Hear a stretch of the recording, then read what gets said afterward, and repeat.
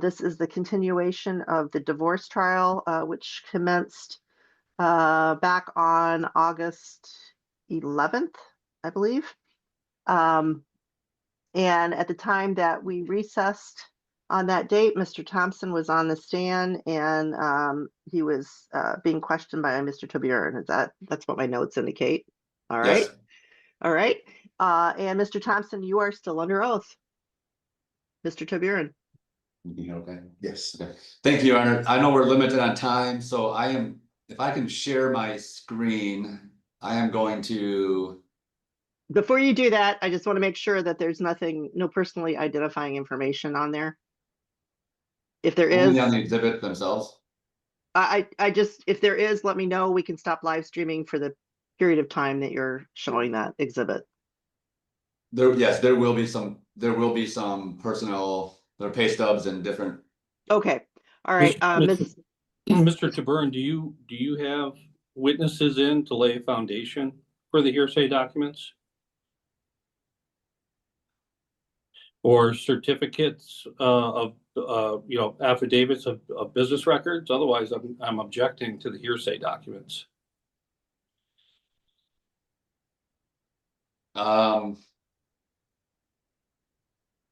No, I don't. I have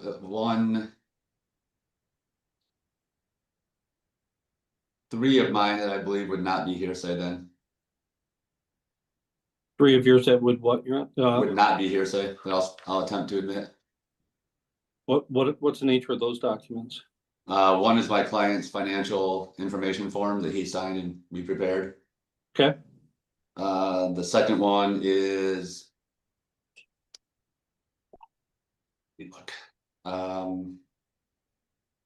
actually it'd be 2. The second one is a child support calculation I prepared. Are you submitting that as a demonstrative exhibit? Yes. I wouldn't have an objection to either of those, to Your Honor, to the verified information form. Obviously, Mr. Tobirin's client can testify as he was involved in that document and signed it. And I have no objection to Mr. Tobirin presenting a child support calculation as a demonstrative exhibit.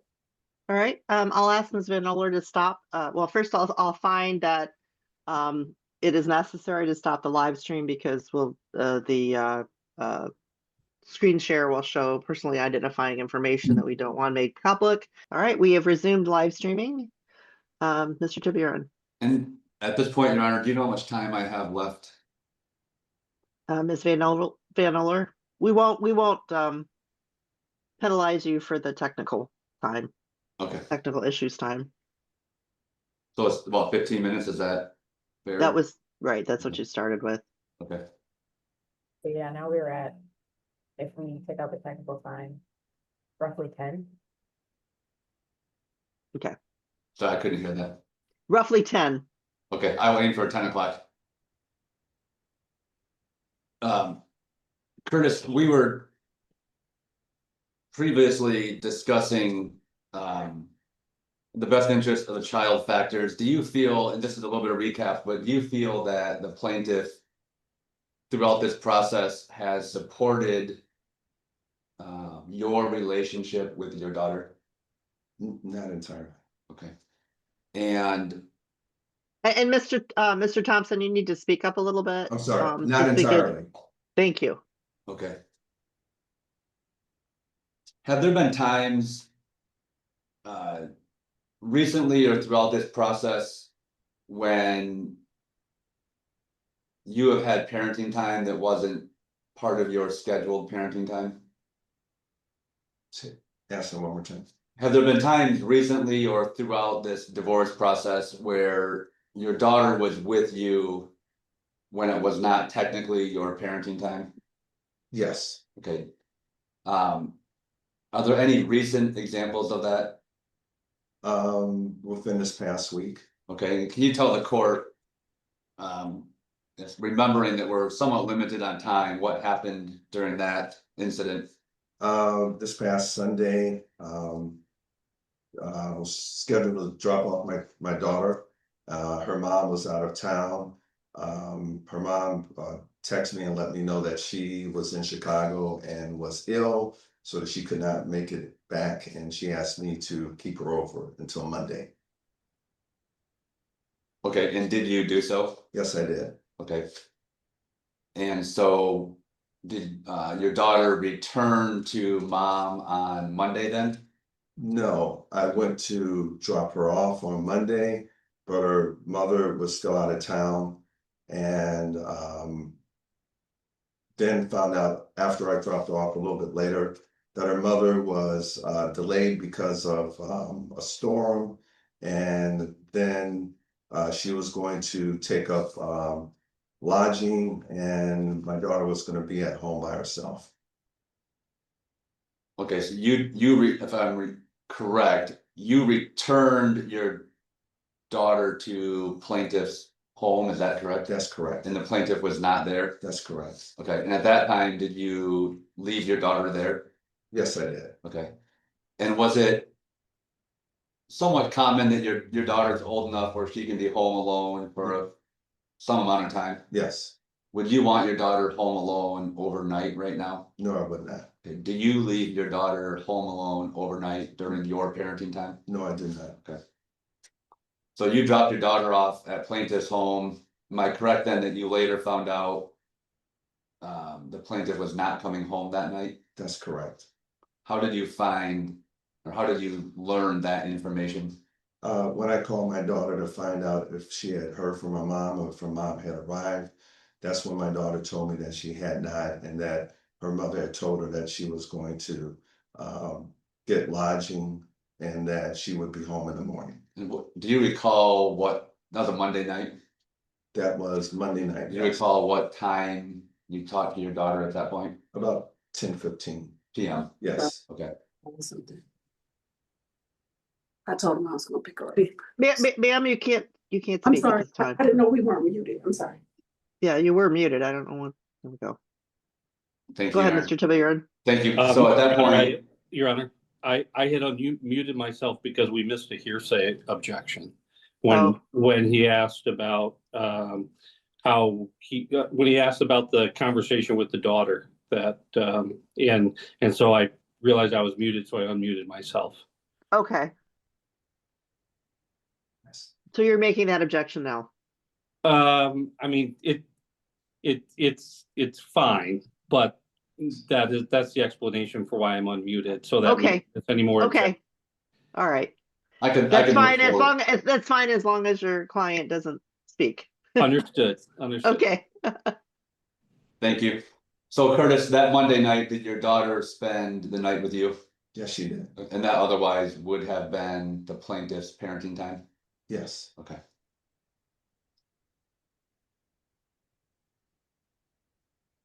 Do you recall the plaintiff testifying that your daughter wants more time with you? Yes. Okay. Without testifying to what your daughter has said, do you agree with that statement by the plaintiff? Yes. You have reason to believe that your daughter does want more time with you? Yes. Okay. Did you hear the plaintiff testify that there are currently your daughter has too many back and forths for parenting time? Yes. Okay. And do you agree with the plaintiff's statement that right now there's just too much back and forth between the two homes? No. Okay. Your request is equal 50-50 overnight parenting time, correct? Correct. And you believe that would be in the best interest of your daughter? I do. I believe both of you have testified that your daughter is doing well in school, correct? And she's overall doing well in life? Yes. Okay. You're confident that she would continue to excel if your parenting time was expanded? Absolutely.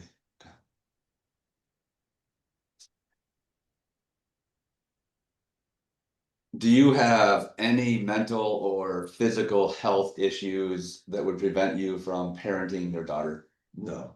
Your daughter is involved in obviously school, but extracurricular activities as well, correct? Correct.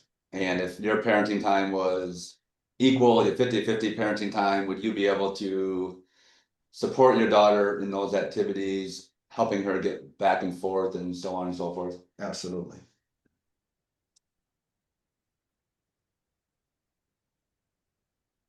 You heard the plaintiff's testimony regarding some allegations that she made about financial and abuse and controlling behavior. Yes, I've heard it. Are those allegations accurate? No, they are not. Before you separated, had she made any such allegations like that? No. Those all came out after separation? Yes.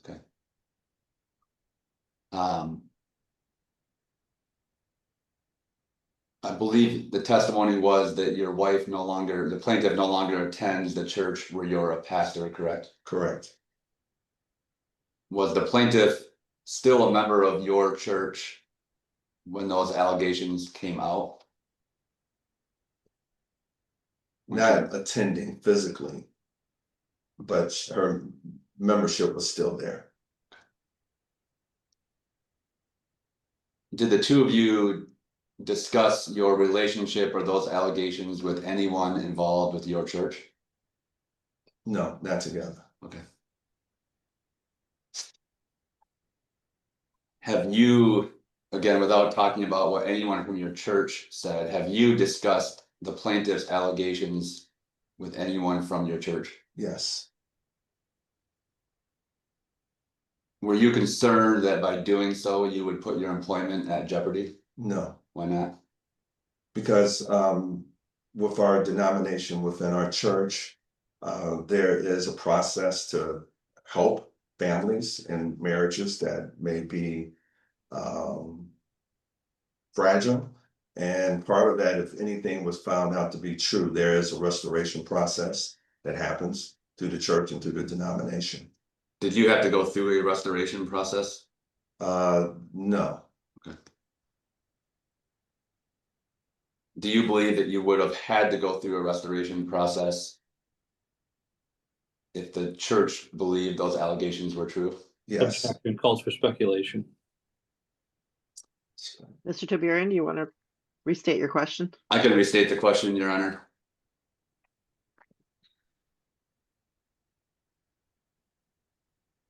You're employed as a pastor at your church, correct? Yes. Have you helped other members of your church deal with similar allegations? Yes. Okay.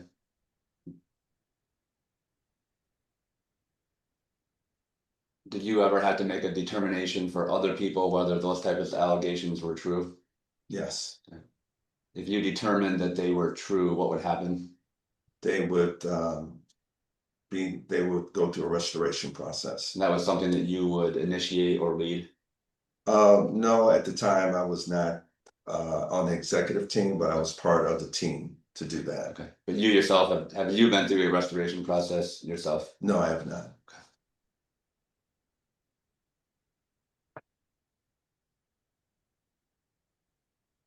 Do you recall reviewing a trial brief that I prepared prior to trial? Yes. And we made a number of requests for what you want the outcome of this trial to be in that brief? Yes. Okay. And did you have a chance to review and suggest edits to that brief? Yes. Okay. And did you have a chance to give a final approval for that brief? Yes. Are the requests that you made in that brief accurate for what you want the judge to order? Yes. Okay.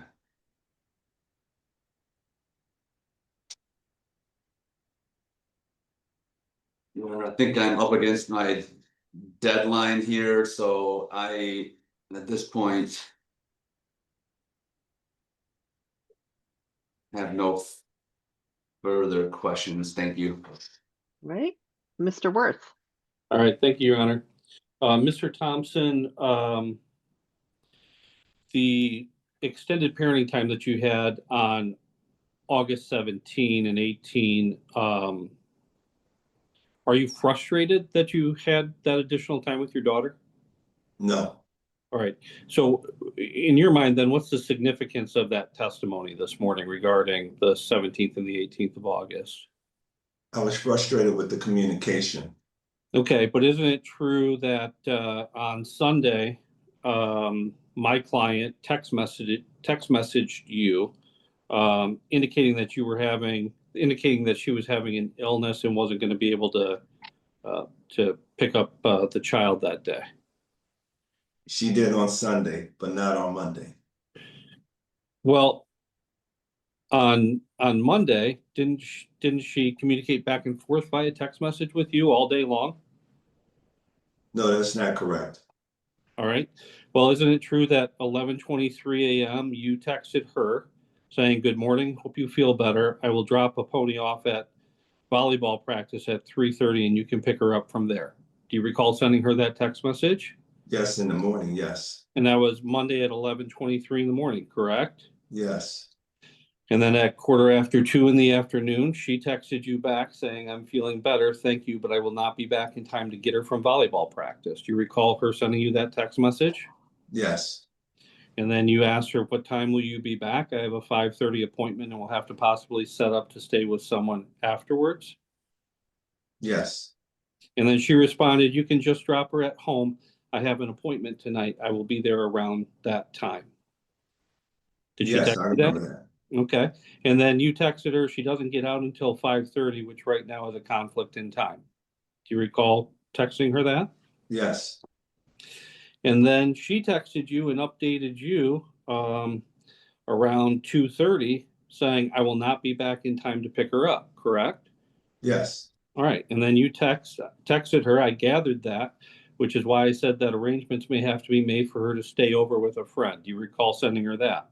yes, And then at 4:15, you texted her, "Turns out my meeting is at 6 p.m. instead of 5:30 p.m. so I can drop her off at home." Do you recall that? yes, And she texted you back, "Thanks." Do you recall that? yes, And then at about 8 o'clock, you texted her, "How far are you from home?" Do you recall sending her that? yes, All right. And then is it your understanding that she was caught up in this storm? that's what she said. Okay. And do you recall texting her saying, "A pony tells me that you are caught in a storm and will be staying overnight at a hotel, so she is staying overnight at home by herself. I'm going to pick her up and we'll drop her off in the morning before work." Do you recall texting her that? Yes, And then she responded, "Thanks. It's pretty bad out here. I'm going to go ahead and check in. I was going to continue the drive, but it's too risky. I was trying to wait it out, but they are saying not to risk it." Do you recall receiving that text message from her? yes, And then you texted, "Where are you?" And she responded, "Just started back up. I've been stuck in Indiana for hours. I was ahead of the storm when I dropped Disha's license off. Then it swept through like mad. It was supposed to hit later, but I had to pull over in Michigan City. It was too bad. It let up, but hasn't stopped." Do you recall her responding with that? yes, And then you responded, "Do you know what time you plan on being home?" yes, And she responded, I'm sorry, you said, "Do you know what time you plan on being home tomorrow?" Do you recall that? yes, And she responded, "I'll pick her up from Effingham tomorrow. Thanks." yes, Okay. Your testimony was she did not communicate on Monday. That, I think we just reviewed an exchange of 10 to 15 text messages between the two of you, beginning at 11:30 in the morning on Monday, coordinating what the care of your daughter was going to be. You asked me what was my frustration, and I said the lack of communication. And for clarification, that's in her notifying me of her intentions to stay overnight. And I I see. had to learn that through my daughter. That's where the frustration. You're How old right, is we your communicated throughout daughter, the sir? day. Excuse me, I'm sorry. How old is your daughter, sir? Daughter is now 15. Has she ever stayed home alone? Yes, All right. Is there anything unique about your daughter that she shouldn't be home alone as a 15-year-old compared to other 15-year-olds who from time to time stay home alone? I couldn't hear you. Could you repeat? Is there something that? unique about your daughter that you believe separates her from other children who from time to time stay home alone who are 15 years old? For a limited amount of time, no. Okay. Would you agree that that list of text messages could be considered by a reasonable person to sound like a lot of communication and cooperation? I'm going to object. It calls for speculation. Mr. Worth? I'll rephrase it. In your opinion, could that text message be considered to be communication, substantial communication back and forth between two parents trying to coordinate for the care of their child? I will again object. It calls for speculation on what other people may deem reasonable. I asked his opinion. I think he can give his opinion. Okay. I think it's reasonable to have communication between parents that give information. I think it's unreasonable at a crucial time not to know that my daughter was spending the night by herself.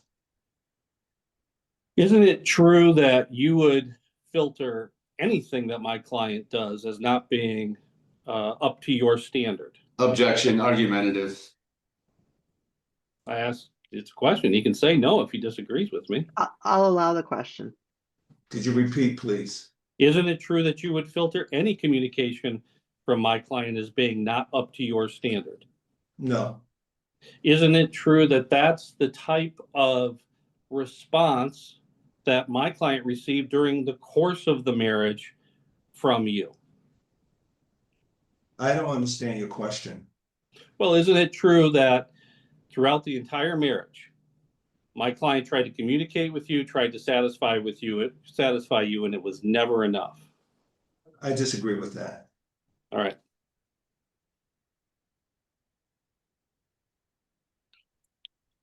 Mr. Thompson, who had control over the finances in the marriage? Excuse me? Who had control over the finances in the marriage? As far as the budget or as far as what? Let's start with bank accounts. Who had control over the bank accounts in the marriage? We both did. And when you say you both did, what do you mean by that? We both had access to the joint account. And she had her own account and I had my own account. And when you say she had access to the joint account, you mean her name was on it at the bank, correct? That is correct. But as far as being able to access it online, those types of things, passwords were changed, usernames were changed. It was impossible for her to check in on the bank account without going to the bank, wasn't it? Yes, she could do that.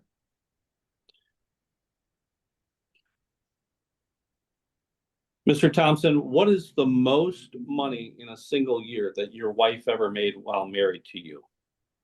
I have no idea. Well, give us a range. Your question is, what is the most that she has made while we were married?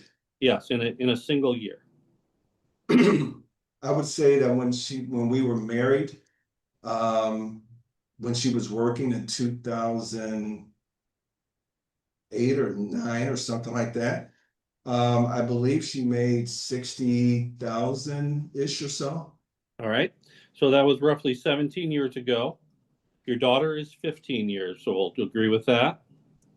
Yes. So during the life of your daughter, what's the most she's ever made in a single year? I have no idea. Well, do you believe it's more than 60,000? I have no idea. Well, in your trial brief and in the child support order that child support calculation that your attorney submitted, and several months ago in a hearing regarding child support, you asserted that my client should be reported as having income of $60,000. Do you recall that? I can't say that. I don't know. All right. Do you believe that? No, I need to object to that question. We just submitted a document that had the plaintiff's income at $42,000. Do you, Mr. Tom, that's fine, I'll withdraw the question. Mr. Thompson, what do you believe should be the income entered into the child support calculation for my client? Are you asking me what do I believe she can earn based upon her background and education and stuff? Do you believe 42,000 is the correct number that should be used for my client? That's what we submitted, sir. That's Do the you least. believe that's the number that should be used? That's the number that we submitted. That's the minimum amount that we agreed on. And sir, what do you base that number on? The calculations that were submitted. What do you base 42,000 on? I believe that may have been the FOC, and I'm not sure if I'm correct. That may have been an FOC recommendation. I'm not sure. How much did your wife make last year? I have no idea. How much did she make the year before? I have no idea. You don't review tax returns? As stated, my wife had a business and she made money and she was LLC. I do not know how much money that she was making. So for the 2023 year tax return, you believe that there was unaccounted for money through the course of your wife operating a business? I have no idea what she made. How much was reported on your 2023 tax return for how much she made? Zero. How about Because she has an LLC. how about in 2022? Zero, because she has an LLC. How about in 2021? Probably the same, zero, because she has an LLC. All right. How many members or owners are there in the LLC? One, herself. Just your wife, right? Correct. And when the IRS looks at a LLC where there's only one member, it's disregarded as an entity, isn't it? I have no idea. So whatever net income she would have earned would have been reported on a Schedule C attached to your 1040, which presumably was zero. If you say so. I have no idea. Do you prepare your own taxes or you have somebody else do it for you? I prepare my own. All right. So you must be familiar with the Schedule C that I'm talking about if you prepared the Schedule C and attached it to your 1040. My understanding of her situation is that she had an obligation to file her own taxes for money that she incurred and for anything that she paid herself out. I have no idea about anything else in regards to her bank accounts or her deposits or the profit that she made or did not make. So you did not file 1040s in 2020, 2021, 2022, 2023 that were joint married returns? Yes, we did. So what would be her obligation to file a separate 1040? I have no idea. I'm not a tax expert. Mr. Thompson, do you agree that your daughter is of an age where she can express a preference as to parenting time? Yes, Do you agree she has the maturity to offer good insight and input as to what she thinks her parenting time schedule should be with the two of you? yes. Do you have any objection to the judge asking your daughter what her preference is? No. All right. Mr. Thompson, prior to going into the ministry, what did you do professionally? I was a consultant, And- faith-based consultant and a construction consultant. all right. Can you say that? I'm sorry. Can you say that first part a little again? I was a consultant, a faith-based consultant, Faith-based. and a construction consultant. Okay, thank you. It dropped those first couple of words. Mhm. When you were a construction consultant, did you earn more than you earn in the ministry? No, What did you earn the last year you were full-time employed as an engineer, construction consultant, whatever that title is? I was last full-time employed in 2010, and then I became a consultant during that period of time. So I'm not sure what you want to know exactly. Okay, when you were full-time employed in 2010, what did you earn for the last full year of employment? I believe in the 90s. Okay. And that's 15 years ago. Is that correct? Yeah, All right. Do you believe that income would have increased had you continued in that field over the last 15 years? I don't know. That's speculation. Okay. If in fact that income had increased and was more than what you're earning in ministry, do you believe you should be imputed at what you could be earning had you stayed in the engineering field? Or do you believe that the court should use your current income? The court should use my current income. So why isn't that the same thing for your wife? Why do you want to hold your wife accountable to income that she may have earned 17 years ago as opposed to what she presently earns? I'm not holding her accountable to that. Well, when you say $42,000, I mean, you agree she doesn't make $42,000, right? Excuse me? You agree that you've never seen her make $42,000 in the past 5 years when you were still cohabitating. I can't verify that. Well, you prepared the taxes. I can't, again, sir, I can't verify what she made from her company and what her obligation was to file that. I Well, have you no idea. previously testified that you were giving her $100 a month so she could get back on her feet. Is that the type of allowance somebody who, does somebody need an allowance if they're earning significant income? That was when we were in transition and she was a startup over about 13 years ago. So when did you stop the $100 a month? When she left the home. Your Honor, I would note that we're at about 17 minutes now of cross. I believe we've exceeded the timeline we were given prior to trial today, resuming. Sorry, Judge, what was the decision on that? Ms. Van Oler? Yes, attorney work started at 10, attorney Tobirin ended at 10. So yes, we're at 18 minutes. So I'm over As my of time, now. Judge. All right, thank you. All right. And just out of fairness, Mr. Tobirin, do you have any brief redirect?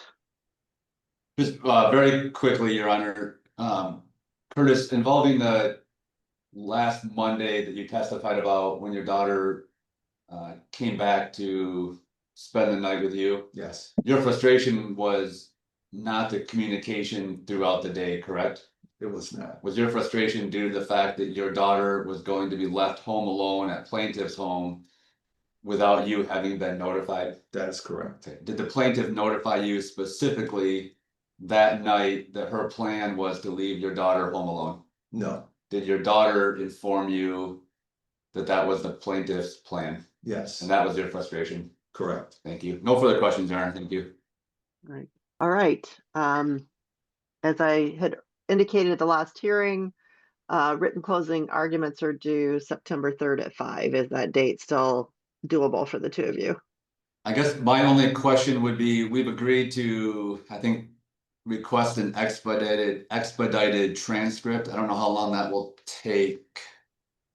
Out of fairness to everybody, I think that would require work over the holiday weekend, perhaps. So maybe we should change that date, unless somebody has an objection to that. I don't have an objection. I don't object. And I don't want to have the parties incur that expedited fee. Okay. All right. So Could we Look at a set it for calendar. like 1 week after we get the transcript?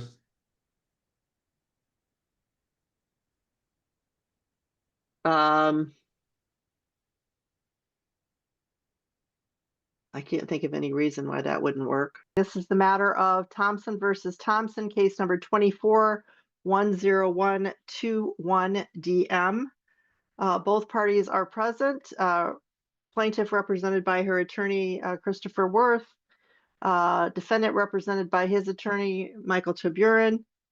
We are here for a divorce trial in this matter, and it's my understanding that the defendant has some preliminary procedural matters that he wishes to address. Yes, thank you, Your Honor. I would ask the court to note that there is a scheduling order in this matter that required briefs to be filed at least a week before trial. I received plaintiff's trial brief and exhibits Friday, just 3 days ago at about 3:00 p.m. I did file defendant's brief in May prior to the original trial date. We stand by that brief. That brief has been on file for 3 months. I would also note that I did send over some additional potential exhibits this morning. That was merely in request to, or in response to plaintiff's request for some additional information that they thought might help settle this case. Those were not exhibits that I otherwise would have moved to admit, and I don't know that I will move to admit them. I would note that parenting time is a contested issue. Plaintiff's trial brief does not include an analysis of the best interest factors. Child support is a contested issue. I don't have I don't have any income information from plaintiff in their exhibits other than what they used in their proposed child support order. Spousal support is a contested issue. I think income would certainly be sufficient or be necessary on that issue as well. I would ask that plaintiff not be allowed to present testimony or evidence based on their failure to follow the scheduling order. I normally would meet with my client and review the opposing party's brief, which I have had very minimal time to do because we received it late. I would note that this trial was adjourned 3 months ago at plaintiff's request because she hired a new attorney. I would, at a very minimum, if the court allows plaintiff to testify and present evidence, I would ask the court to use for her income, the income from the front of the court recommendation, because we don't have income information from plaintiff. But again, I would ask that plaintiff not be allowed to testify or present evidence, as I think it is extremely unfair to my client and has made kind of our final trial prep difficult. So again, and I would again note that our brief has been on file for 3 months. I did email a courtesy copy last week to Mr. Worth and to your clerk, but it was no different than what was already on file. Thank you. Mr. Worth? I think Mr. Tobirin's position reflects the fact that they can't support their positions in this case on the merits. I think it's important to know Mr. Tobirin wants to rely upon a trial brief that he submitted back in May. 4 months later, here we are. He did not submit a trial brief with updated exhibits, updated positions, updated income, any of those matters whatsoever. To the extent that he did submit a trial brief, it was the one from May, and he just re-emailed it to the court and to me on Wednesday. I think if Mr. Tobirin felt that that was sufficient, that he had filed that trial brief back in May, he wouldn't have felt compelled to then email it on Wednesday. So I would submit that neither side has been fully compliant with the scheduling order to have it in 7 days in advance. There's no dispute that Mr. Tobirin did receive our trial brief. Our trial brief consists of nothing different than Mr. Tobirin and I have been discussing being my client's position in the case, and her position in the case hasn't changed since the parties attempted to mediate before I came on the case. So it's consistent with everything that plaintiff has said that she was requesting in this case, in the same way that Mr. Tobirin wants to rely upon a brief that he filed back in May. With respect to income, my client absolutely should be able to testify to her income. We haven't produced exhibits with respect to her income because she's self-employed and frankly, she doesn't have them. So, we're not intending to present physical exhibits, but her testimony certainly can be presented today. Mr. Tobirin's going to have an opportunity to challenge her on that. Our position with parenting time is the exact same parenting time schedule that the parties have been exercising throughout the duration of this case, which aligns with the best interest considerations that were identified in the friend of the court report recommendation. So that's all been set out before. So if Mr. Tobirin wants to rely upon his trial brief, that's 4 months stale, we ought to be able to rely upon what our positions and positions of friend of the court has been in here. Look, we didn't offer an analysis on the custodial best interest factors because my understanding is the parties don't dispute that. They're both asking for joint legal custody. So I don't think we need to spend any time on the aspect of the custodial best interest factors. It's clear the custodial environment is with my client. She can testify to that. Mr. Tobirin can challenge her on that. His client can take a different position on that. But the request to somehow prevent my client from testifying on these matters when it's been clear throughout the entire case what her position is on it, I think just is Mr. Tobirin's last ditch effort to try to get his client's position when they can't really support it based upon what's transpired over the past 14 months. The other issue, Your Honor, is Mr. Tobirin wants to point fingers at my client with respect to being timely with exhibits, timely with disclosures, and therefore muzzle her this morning. But Mr. Tobirin's client has his own warts when it comes to turning things over and being timely with discovery. There were timeshare properties that were not disclosed. There was the Wesleyan summary plan, the church's pension plan that he's a part of that was not disclosed. There were other benefits summaries and statements that were not disclosed. These are all things that he was obligated to turn over to plaintiff all the way back to the days of the verified financial information form and failed to do. Mr. Tobirin himself told me that it was just this week that he discovered from his client that there was the existence of a timeshare property. So, I understand Mr. Tobirin wanting to basically play the game this morning with one team not taking the field.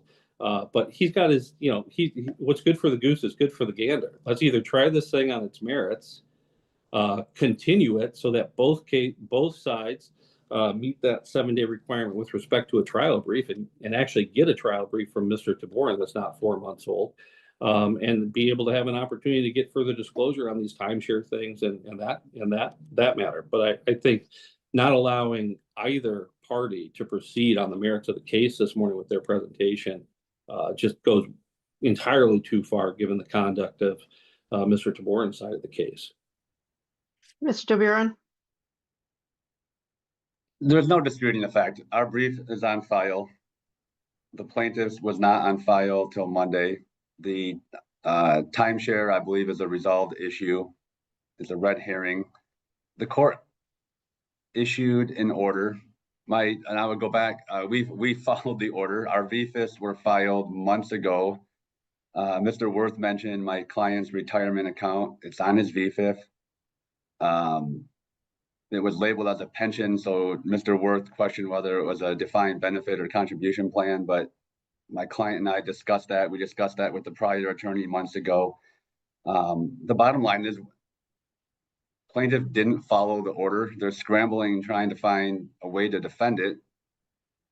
I'll leave it, to the court's discretion, obviously, but the brief was filed Friday at, I think, like 3:07 p.m. was when I got it via email. All right, thank you. The scheduling order is very clear. Briefs are to be filed at least 7 days prior to trial. It is clear that the defendant did comply. There's no requirement in here that briefs be updated. I've got the order right in front of me. And the other thing that's very clear in my scheduling order is that any witnesses or exhibits not identified and exchanged according to the scheduling order may be excluded from evidence at trial. And any exhibits that were submitted to the court or witness lists that were not received by the court for either party before 7 days before trial are excluded. Now, the parties can certainly testify, but any witnesses that were not disclosed prior to that cannot. And as I said, no exhibits can be admitted that were not submitted to the court prior to 7 days before trial. The other thing I need to indicate, it also talks about trial limits, time limits. It doesn't specify in here. I usually do, but it does indicate and does give the parties notice that the court will impose time limits. And for a case such as this court typically assigns an hour and a half per party. So there's no businesses really. I know that the plaintiff is self-employed, but at least the gist that I get is not that this is, I don't know what the word to use, substantial employment where there would need to be significant evidence presented. So the front of the court recommendation was provided to everybody months ago. So obviously that is something that the court can take a look at. But Ms. Van Doller will keep track of time and we'll get started. Do each of you want to make additional opening statements? You kind of did just now, but. Your Honor, if I could just clarify, when we talk about 1.5 hours, how do we factor in cross-exam on that? It counts. If you look at the scheduling order, there's an example in there. Okay. Plaintiff's total time includes plaintiff's opening statement, plaintiff's direct and redirect, cross-examination of defendants, witnesses, and plaintiff's closing argument. Okay, so it's okay. Okay, Mr. Worth. Your Honor, for purposes of clarification on witnesses, typically, even in trial briefs, the parties are permitted to reserve rebuttal witnesses. I suppose for rebuttal purposes, your position does not apply this morning. Correct. Thank you. All right. I'll waive opening. I think the parties' positions are clear. Likewise. Okay. So I'll waive opening in order to save time and start with my first witness, who will be my client. Okay. Plaintiff. And ma'am, would you raise your right hand? Would you state your name and spell it for the record? Meoshia Nachi Thompson, Meochia, and then Nachi Nochi, then Thompson Thompson. And do you swear or affirm the testimony you're about to give in this matter is the truth, the whole truth, and nothing but the truth? Yes. Thank you. Thank you, Your Honor. Mrs. Thompson, you are the plaintiff in this lawsuit, correct? Yes. All right. And so at some point you filed for divorce? Yes. And who did an attorney assist you in that filing? No. Did you later obtain an attorney? Yes. And was that attorney through legal aid? Yes. And then at some point in April, did you request that I come on the case in the place of the legal aid attorney? Yes. All right. Now, when did you meet Mr. Thompson, the defendant in this case? I met him in 2006. And when did you marry? 2008. All right. Now, at the time that you met Mr. Thompson in 2006, did either of you have children? Yes. And did both or just you? Both. Both. And how many children did you have when you met Mr. Thompson in 2006? One. One. Male or female? Female. All right. And what was her age when you met Mr. Thompson?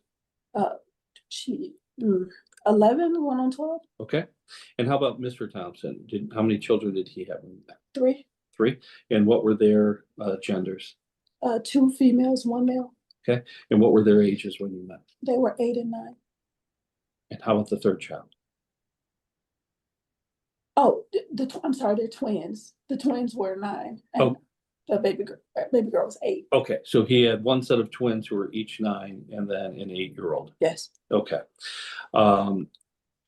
And then you married 2 years later. yes, All right. At the time that you married the 5 children, those 5 children, or 4 children rather, your daughter and Mr. Thompson's 3 children, are they all now adults? yes. Okay. And what are their adult ages?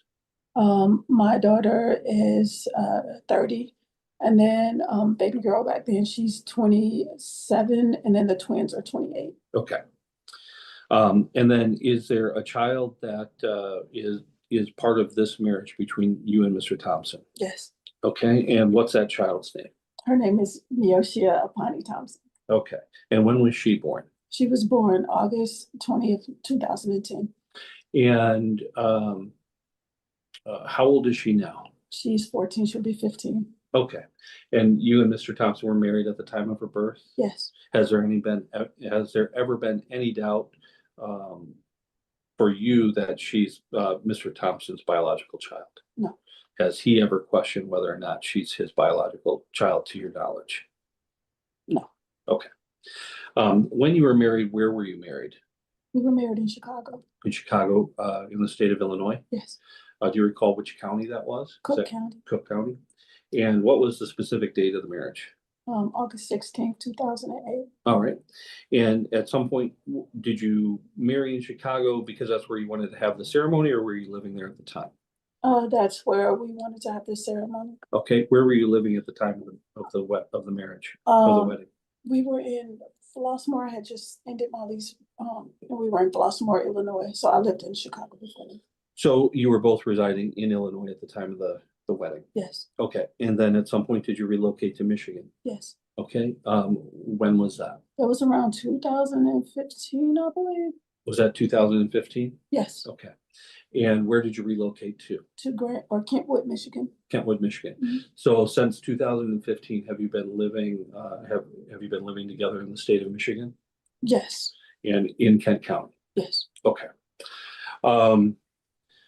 Now, with respect to your daughter, what is your position on legal custody? I have to make sure I get these right. Legal custody, I don't mind if me and him share legal custody. Okay. What is your understanding of legal custody? Legal custody means like major decisions with her, as far as like, I'm not sure if it means like doctors or things like that, but if anything major happens to our daughter, if she is in a car accident and maybe needs a transplant or something like that, we would come together and discuss that. Okay. How we'd like to proceed. So is it your understanding by way of hypothetical that if there was a major medical decision that needed to be made regarding your daughter, you and Mr. Thompson would have to agree to that decision, otherwise file a motion with the court and ask the court to decide? Yes, And that might be different. Is it your understanding that that might be different than if your daughter had a stomach ache one morning and needed to go be seen by the doctor, or fell off a trampoline and broke her arm and needed to be taken to the emergency room? yeah, I would think that would be different. Okay. And is it also your understanding that selecting doctors, mental health professionals, starting new courses of treatment like counseling or therapy would fall under the joint legal custodial decision making? No, I wouldn't think that that would fall under legal custody. All right. If it does that change your position on on legal custody? Yes. So describe what your understanding is and why that would change your position. It would change my position because I am the one that takes her to the doctors, to all of her appointments. I'm the one that picks her doctors. I always have been.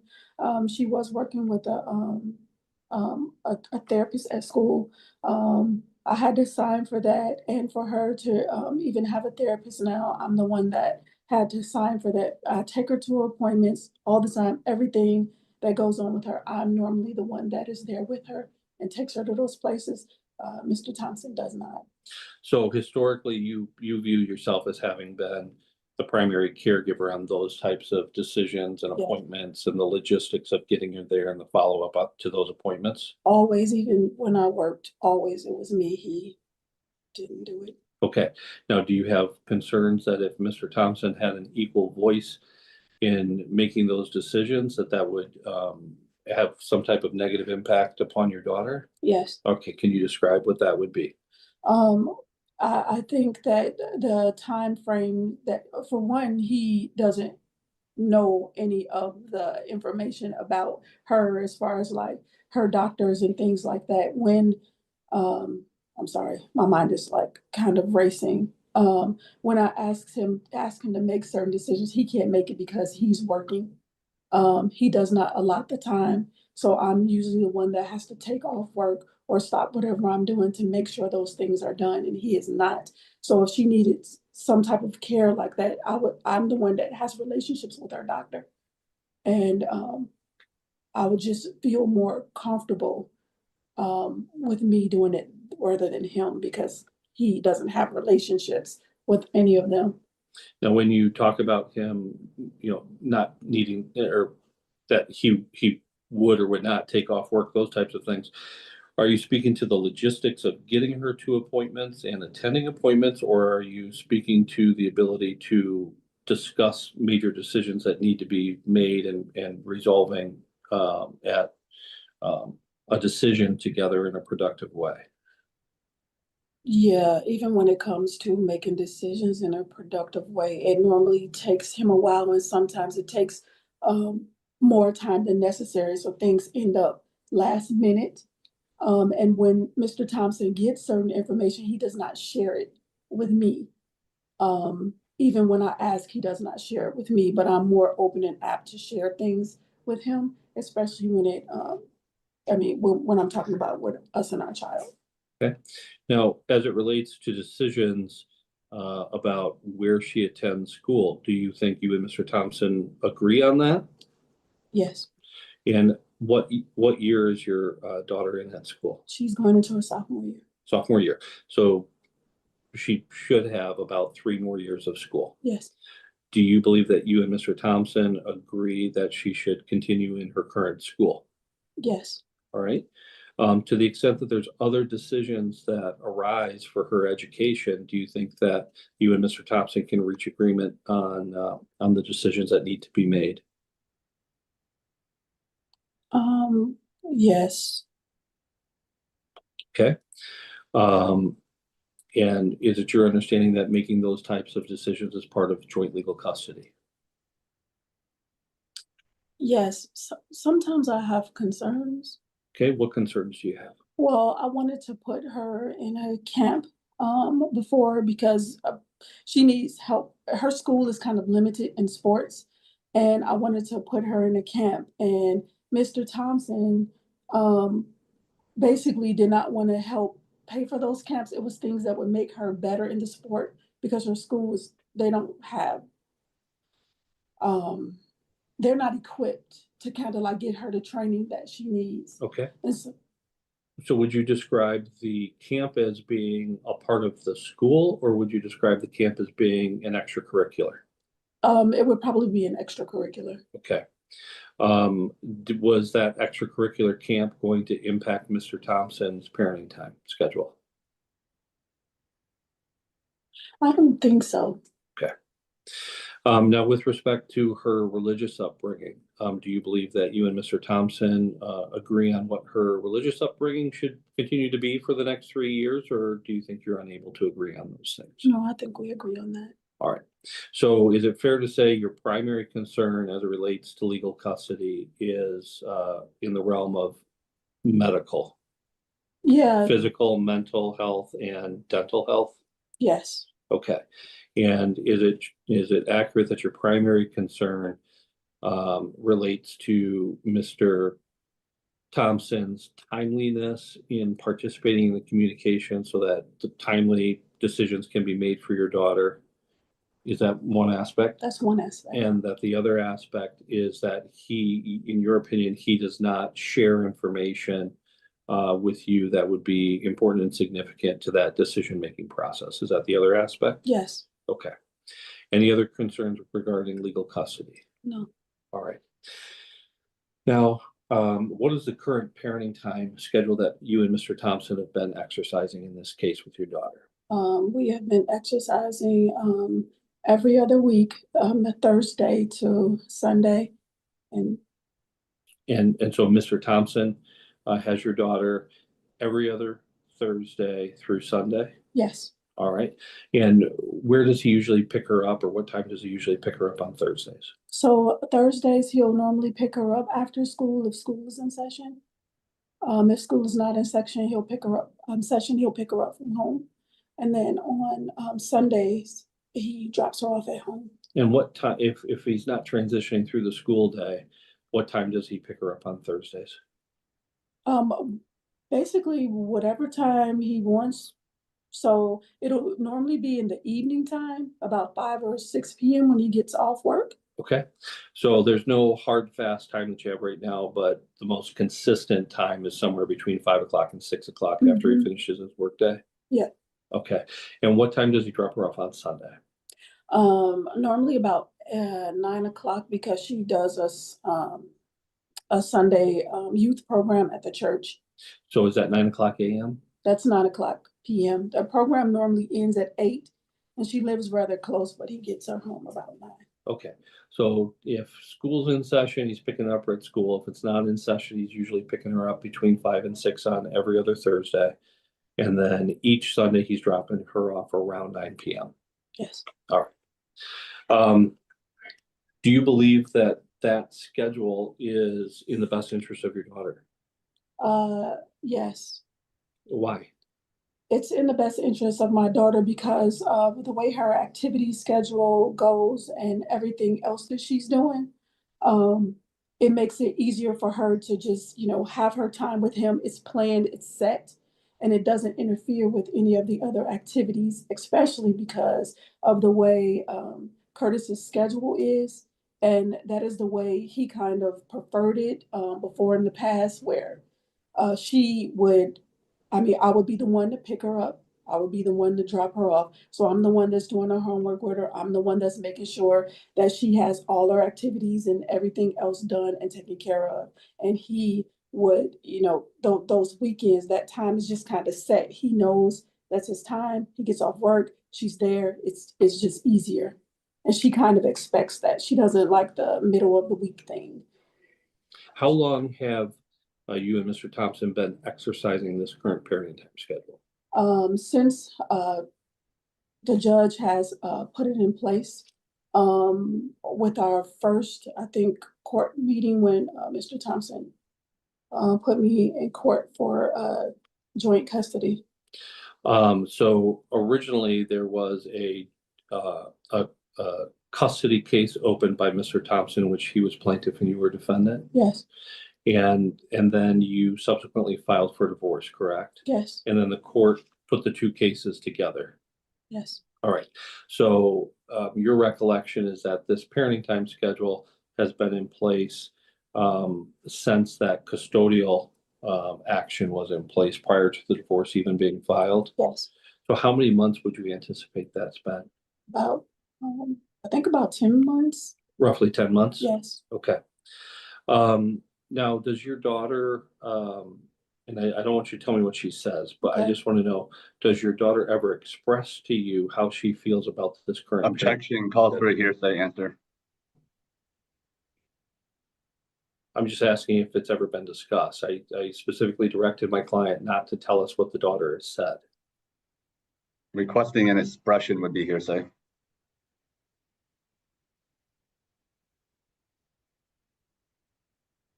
Mr. Worth? I made my position. I've stated my position. I think Mr. Tobirin's incorrect. I don't have anything further to. I'll overrule the objection, but again, I'm not sure how this is going to help me, but go ahead. Has your daughter ever expressed how she thinks this parenting time schedule is going? Yes. All right. When she's done that, do you have the opinion that she's of an age where that expression of her preference is appropriate? Yes. And do you feel like she has the kind of maturity when she's expressed that preference? Yes. So in your mind, do you think that your daughter's preference should be given, weight by this court? Yes. All right. What is your opinion, as to what you believe your daughter would like to do? She would like, my opinion is that she would like, a little more time, not, 50-50. Cause, yeah. And what do you think that looks like? So let me break that down. So your opinion is that she would not want 50-50 parenting time, correct? Yes. Yes. All right. But did I hear you say she would like a little bit more time? Yes. All right. Do you have a sense of what that looks like? Yes. And what does that look like? Mondays, after school. Okay. Now with respect to, these custodial best interest factors, how would you describe the bond between, your daughter and you? Very close. And how would you describe that bond with Mr. Thompson? Her and her dad have, a good relationship. She has opinions about some things about, her dad. Okay. If she's got a problem, who does she go to? Me. How do you know that she doesn't go to Mr. Thompson? She talks to me about some things. She's with him, it's hard for her to talk about certain things. And when she wants something or asks him for things, he does not give immediate responses. And sometimes they're very late, even too late. Is it accurate that you and Mr. Thompson haven't resided together since April of 2024? Yes. Okay. So is it also accurate then to say you've had limited observations of your daughter with Mr. Thompson since that time? Yes. Okay. Going back to, when you were all living together, how would you describe, the, relationship between Mr. Thompson and your daughter? Of course they love each other, but he wasn't available. He was always working, and when he wasn't working, he was downstairs, watching TV. So he didn't interact a lot. Moving on to factor B with the capacity and disposition along the same line, who would stay home from work if your daughter was sick? Me. Who would handle the school and homework issues? Me. Who would handle this? However, Curtis is better in math. Curtis is better in math. Curtis is better. Okay, so if we had math homework, then maybe dad would be involved. Yeah, it was just she would try to come to me because of how he handled her. Sometimes he can be very, as a matter of factly, sometimes it will result in crying and frustration, but he was better in math. Okay, so let me unpack that a minute. When you say sometimes it would result in crying and frustration, who would be crying and frustrated? Our daughter. Okay, and that would be when she would approach dad with questions related to school? Yes. And you kind of described how that would be. Describe that again, like what would be the dynamic there? Sometimes when Curtis explains things or tries to get her to understand things and she can't understand them, he has a way of making you feel like you're not so smart. And he just kind of like, it doesn't stop there. Like you have to get it done. And if you can't get it done, if you're not understanding him, he kind of has a way of making you feel bad. Okay, and so you said your daughter would typically come to you first? Yeah. Or even like afterwards or in the midst, and he didn't like for her to do that. Okay. Or me to get involved. Who would typically handle sports and other activities and extracurriculars for the child? Both of us will be at games. If there were times when I was busy and could not come to a game, which was rare, he'd probably show up at the game, or she's in a long distance game, but she's far away. he would go to those faraway games. Okay. But for the most part, both of us. And what types of things is your daughter involved in? Volleyball, basketball, track. She's in the plays. She sings. She does a lot. And when you say she sings, is she singing in the school choir, church choir, part of a community vocal club, or she just enjoys singing on her own? Well, she enjoys singing on her own, but she's a part of the school choir, and when in the drama program, she does that, and she does not do it at church. All right. To your knowledge, does she want to continue all of those extracurriculars? Yes. Okay. Now, how would you describe the way you would discipline your daughter versus Mr. Thompson? Well, a lot of times, some of our stuff kind of ends with laughing and joking. Is that for both of you, Mr. Thompson and yourself, or are you describing yourself? Oh, I'm describing myself with our daughter. Okay. We talk when she knows that she disappoints me. Now I will raise my voice. I will talk in a louder tone to her to show her that I'm firm on some things, but for the most part, like we talk, and I always want her to feel comfortable knowing that she can come to me about things. For instance, if she has a crush, she understands that she cannot date. Of course, she can't have boyfriends yet. One time she was talking to me about somebody that she liked, and her dad got upset and told her that she wouldn't be his daughter or something if she was dating somebody. It was something, it was so crazy, and he wasn't joking. There was like no joke at the end of it. It was just, to me, it was inappropriate, and it was a lot. Okay. Have you ever observed Mr. Thompson use physical discipline as a form of discipline? Maybe when she was younger, but nothing like abusive in my opinion. Okay. How about for yourself? Physically, but nothing abusive. Was that when she was younger or currently? No, not currently. Okay. Do you have concerns about the way Mr. Thompson disciplines your daughter? Other than the one that you shared about the statement that she wouldn't be his daughter if she dated somebody under certain circumstances? I think that sometimes Curtis can kind of go overboard with things, and he probably, so sometimes Curtis will talk and keep going whether he's right or wrong, and you cannot interrupt, you can't stop him. I observed one time when we were in Oak Island, and our daughter had an issue with cutting.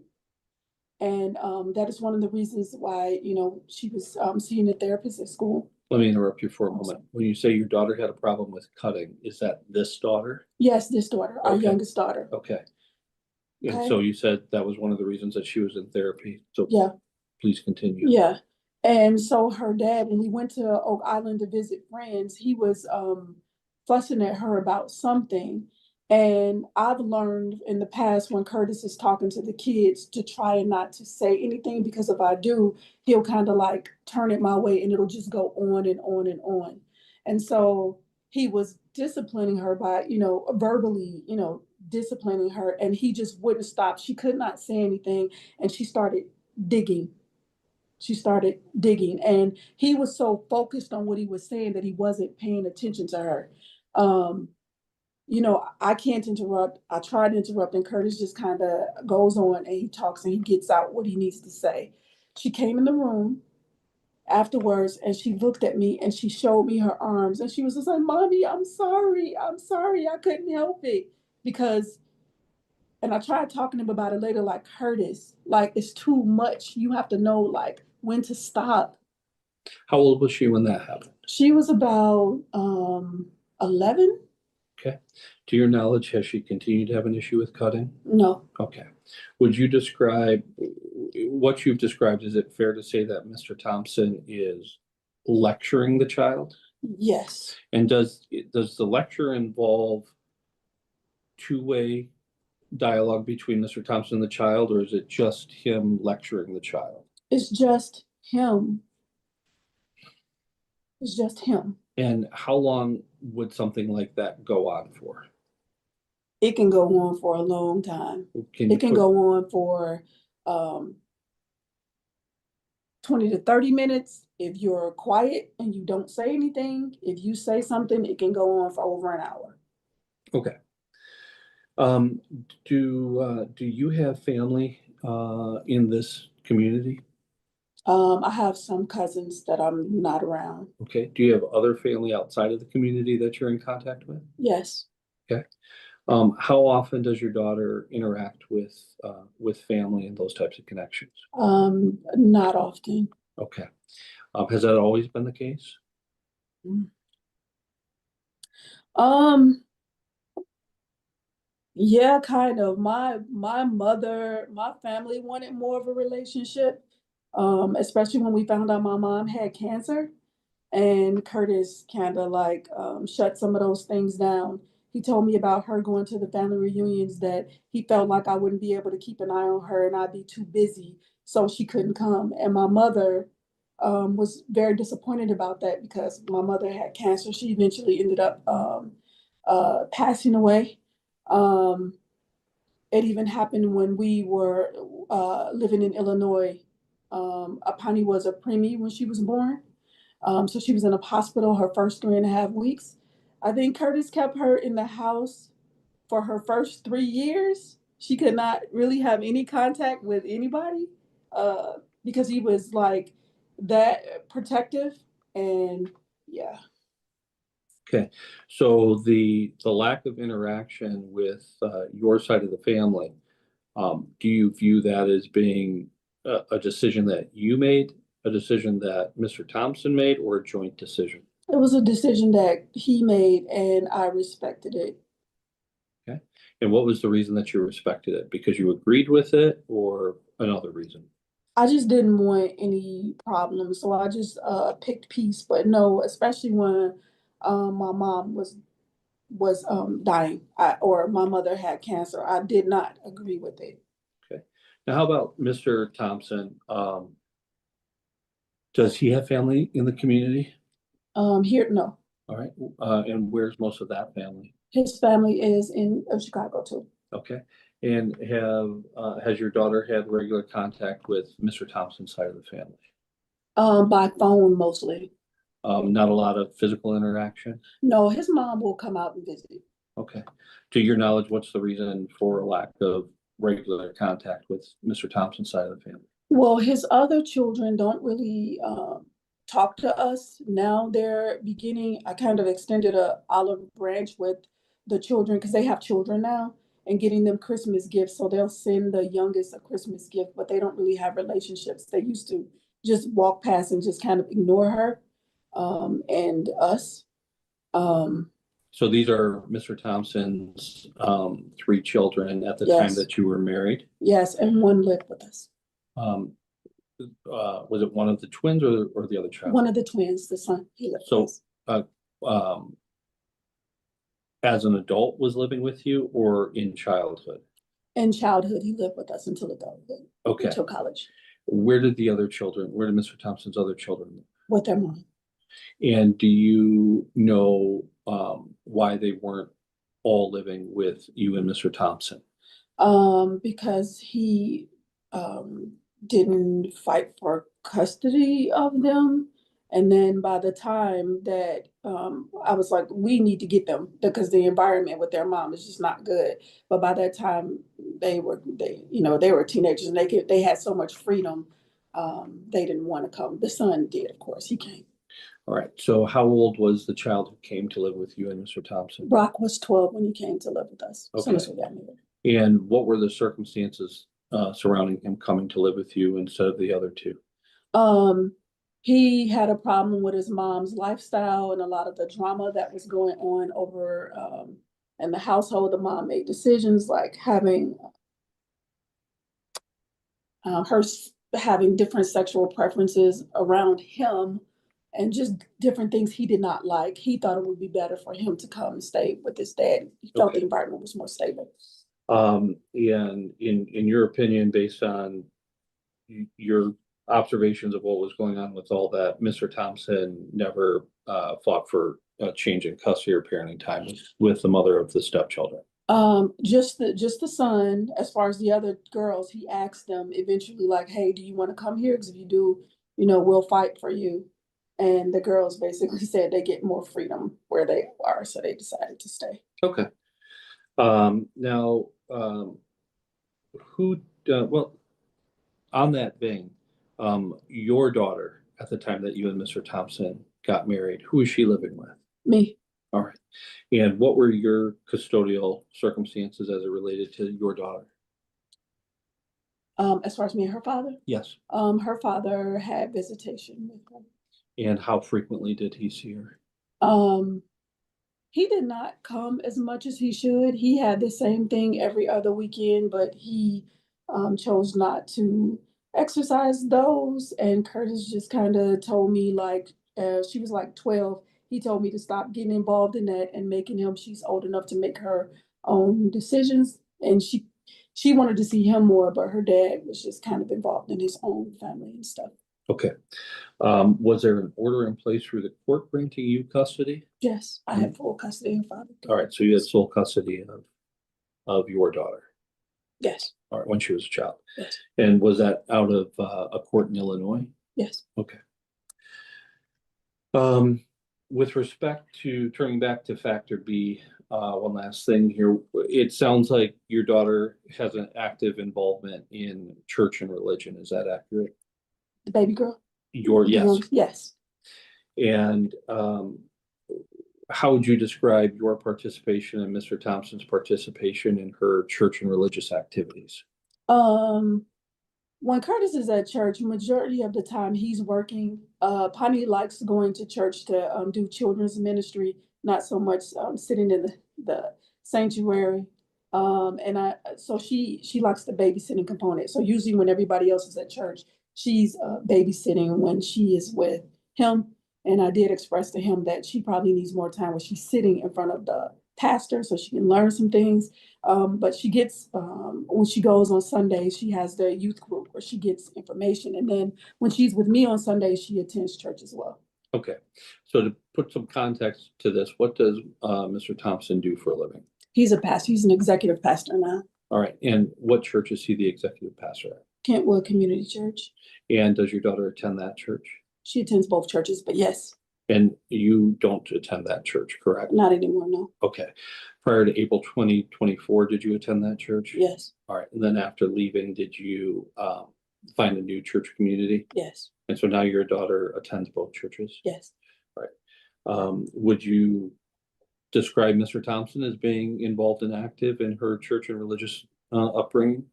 Yes. And would you describe yourself as also being active in that? Yes. Okay. Moving to factor C, who buys clothes and food for the child? Me, majority of the time. And what do you base that on?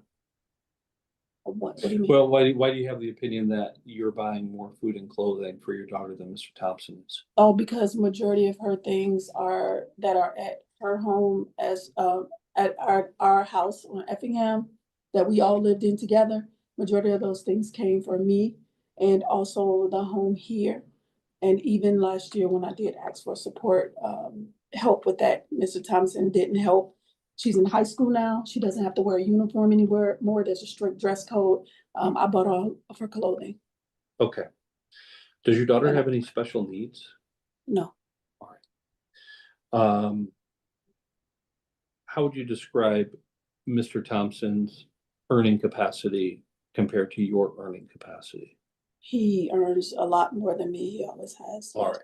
So would you agree that he has the capability to meet your daughter's needs financially? Yes.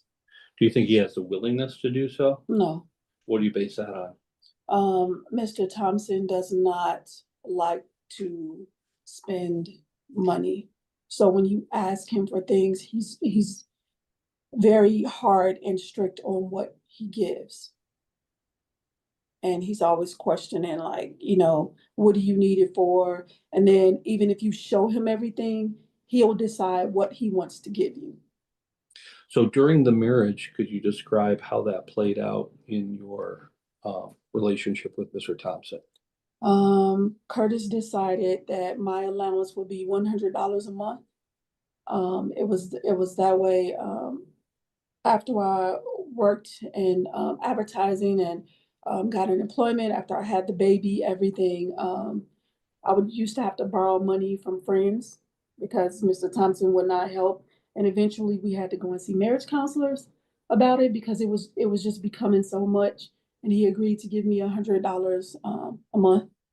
So after the child was born, was Mr. Thompson the only one working out of the home?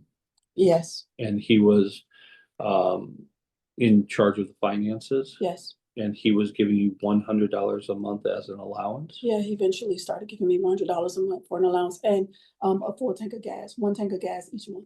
Okay.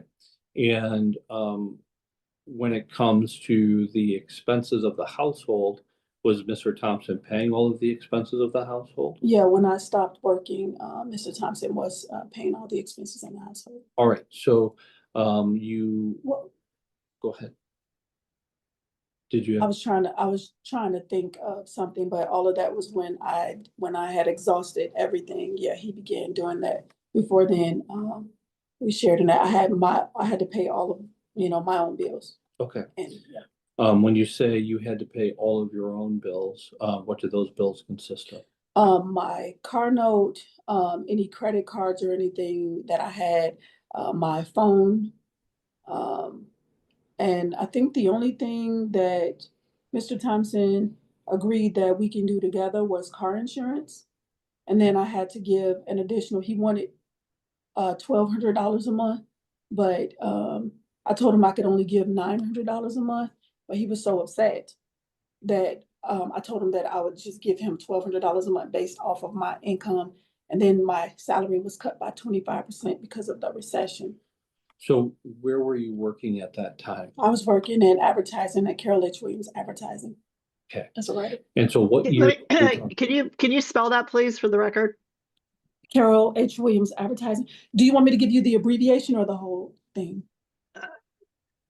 Just what you said. So Carol H. Williams, spelled the same, the normal way? Yes. For the hour. Okay. All right. Thank you.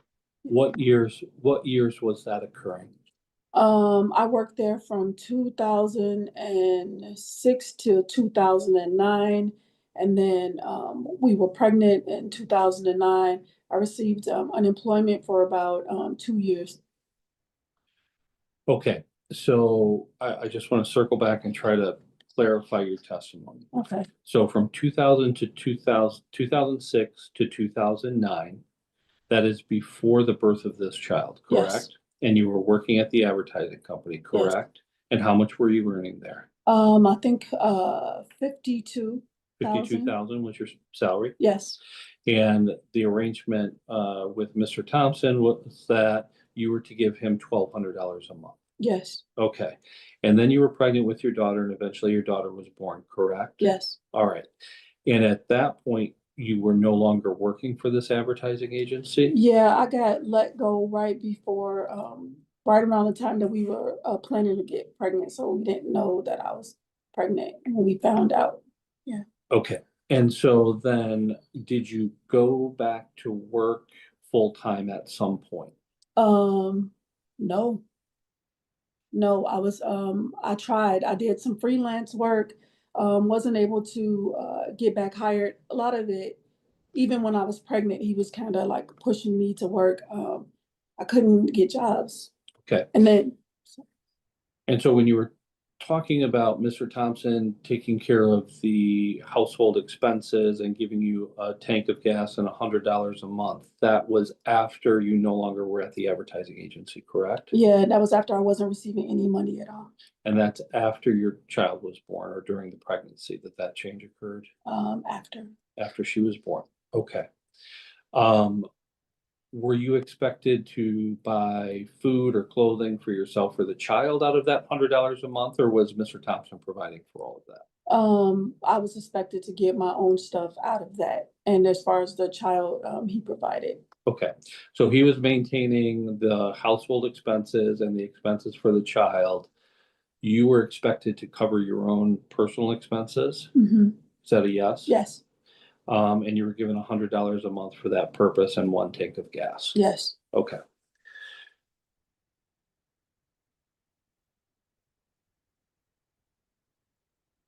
Moving on to factor D.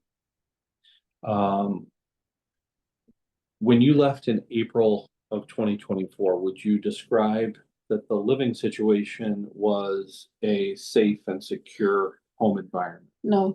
Can you explain why?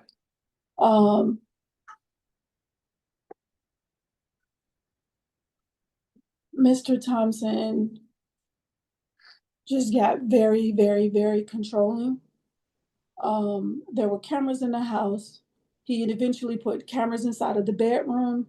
I explained to him that I didn't feel comfortable with that. He didn't ask my permission to do it. I didn't even know they were there until one day I turned around and the camera was facing my direction in the bedroom. And later he went on to tell me, well, I turned the camera towards the wall. I didn't understand why we had all these, I understand on the outside perimeter of the house or even facing a door. What I didn't understand was him continuously buying cameras. He was very strict towards me. I had to come to I'm just about to say Sanders, my stepfather. I had to come to him to even buy underwear for myself.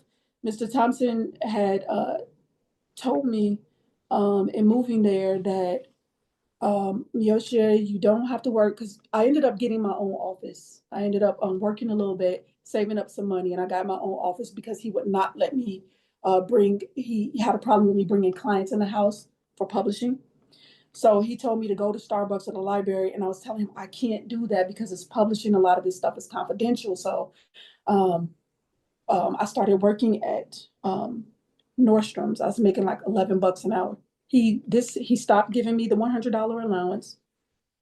Although I was paying $234 a month for a transportation to get to work. By the time we got to Michigan, I had to close my office down because Mr. Thompson got this new job. He told me, listen, right now, salary is kind of low. You can go ahead and work on your company, because he understood I had to shut my office and everything down. Work on your company, do what it is you need to do. As I make more money, I will give you more money.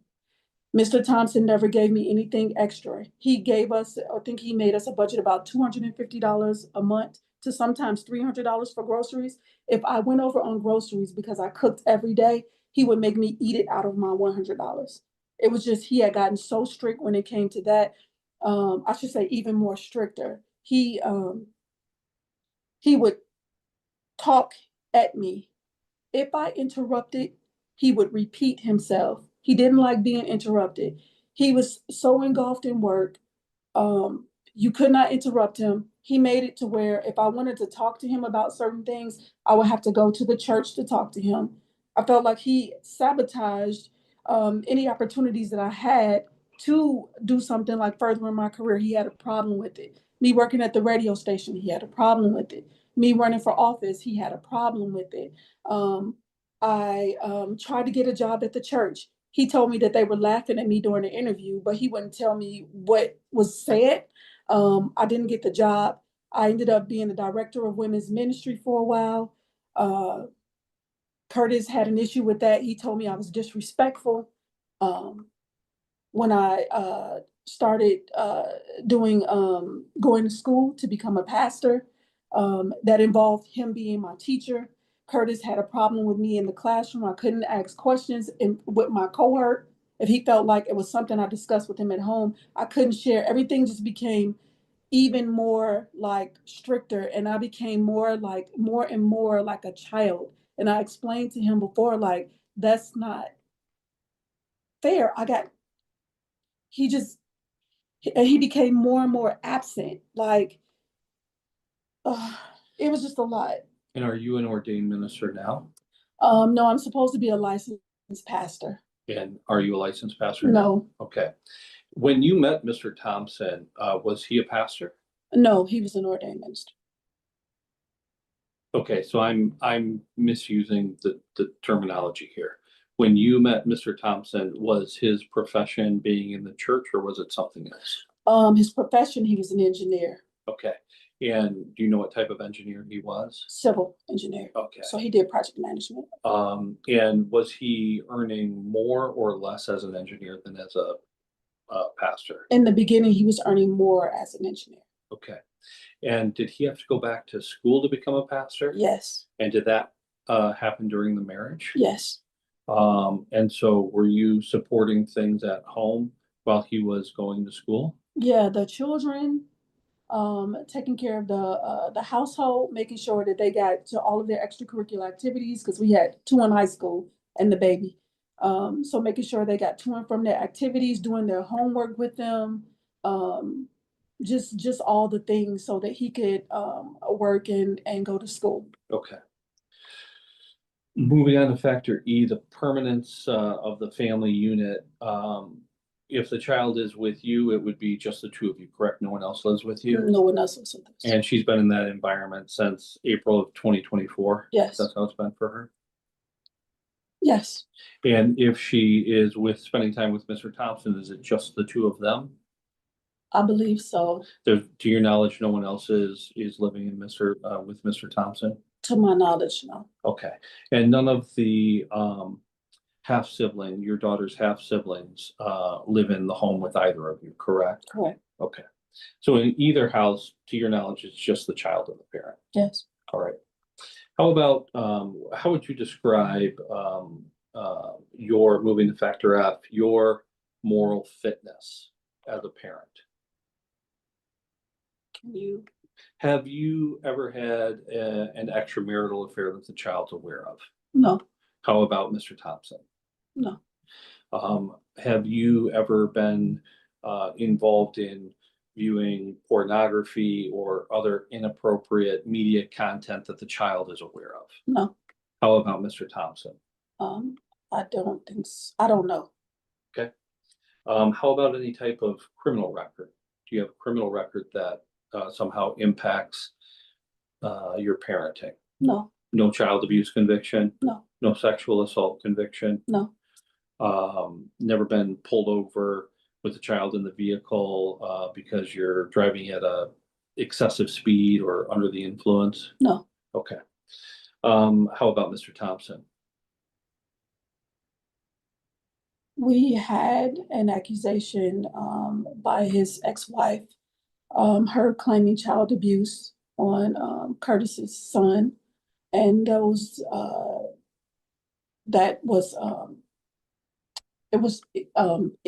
they just kept us under supervision for like 6 months, but there was no validity to her claim. So was substantiation a word that they may or may not have used?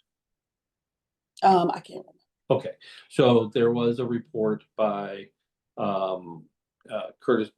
Thompson's ex-wife that there might have been abuse regarding your stepson who came to live with you, correct? Yeah, CPS monitored the situation for a while, correct? yes, But there was never, I think you said validation, there was never a substantiation that the allegations were true or that Yes. there was any criminal charges that came from it or anything like that. Is that accurate? yes. Okay. Now, how about alcohol or drug use? Do you use or abuse alcohol or drugs? I socially drink, but no, I do not abuse alcohol. Has it been suggested to you by friends or people in the community who observe you drinking that you have any type of problem? No, Okay. Has your daughter ever, to your knowledge, raised concerns about your use of alcohol or drugs? no, Questioning, hey, mom, I'm worried about you because, I see you being drunk and this is how it impacts me. Any conversations like that? no, How about Mr. Thompson? Have you observed issues with respect to abusing alcohol or drugs? no. All right.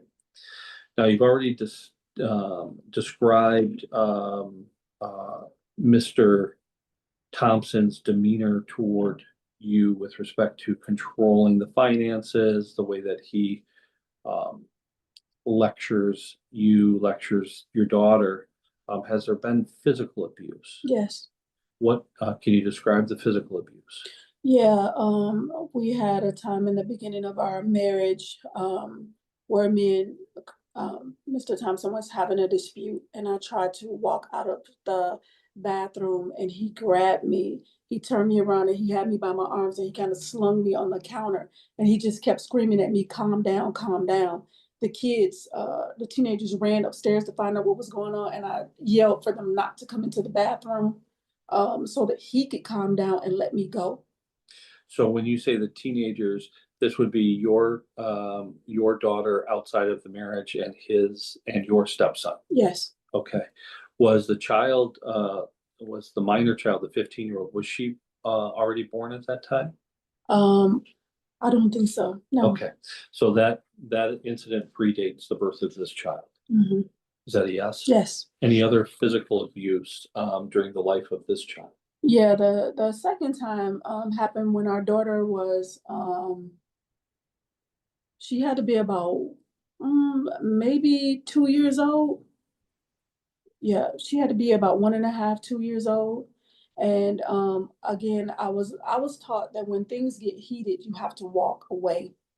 So I was walking out, and I had her in my arms. He grabbed her from out of my arms and he yanked so hard that his elbow hit me in the shoulder. It was hard and he would not give her back to me. And I told him and he was just yelling, he wouldn't give her back. And I was like, I'm going to call the police. And he was just basically like, call. And of course I didn't do it. Curtis has always been in ministry. He's always been ordained. He wouldn't give her back. So I just had to wait until he was ready to give her back to me and until the situation calmed down. Any other event of physical abuse? Yeah. The last incident happened, I think, around 2023. We had got into an argument. Curtis, he does this thing where he just kind of shuts down. And when Curtis is done with the conversation, that's it. We were doing, I believe we were, I don't know if we were doing counseling during this time, but we were talking about like having better ways of doing things. Like we can't just shut down and not revisit a conversation because things don't get resolved. And I've been begging my husband for years, like we need to pray. We should be praying together. So I went upstairs where he was in the office and I just kind of like sat on the floor, like had my knees on the floor and I was just asking him like, Curtis, can we pray together? Can we talk? Like, man, get up, give me a hug. Curtis was just ignoring me. So finally Curtis stood up because I guess he was just kind of sick of me talking to him. And I was like, well, at least just give me a hug. And he wouldn't give me a hug. He would not do any of those things. And so he began, like, as he stood up, he began walking forward. But I'm standing in front of him because when he stands up, of course, I have to stand up. And I'm walking in front of him and I'm just basically begging him. I don't want to touch him because I just didn't want anything to happen. So I didn't want to touch him. So Curtis comes close to me. He starts leaning his weight towards me. And I'm like, babe, like, please. And so at this point, my hand is kind of like, on his chest, like begging him. Curtis grabbed me by my arms and he slung me on the floor. And at that point, I just started crying. Okay. Was your daughter home when that occurred? I cannot remember if she was home. Do you have, turning to factor G, do you have any physical health that gets in the way of your ability to parent your daughter? No. Okay. To your knowledge, does Mr. Thompson? No. How about mental health? Do you have any mental health conditions that get in the way of parenting your daughter? No. How about Mr. Thompson? To your knowledge, does he have any diagnoses that impact his ability to parent your child? No.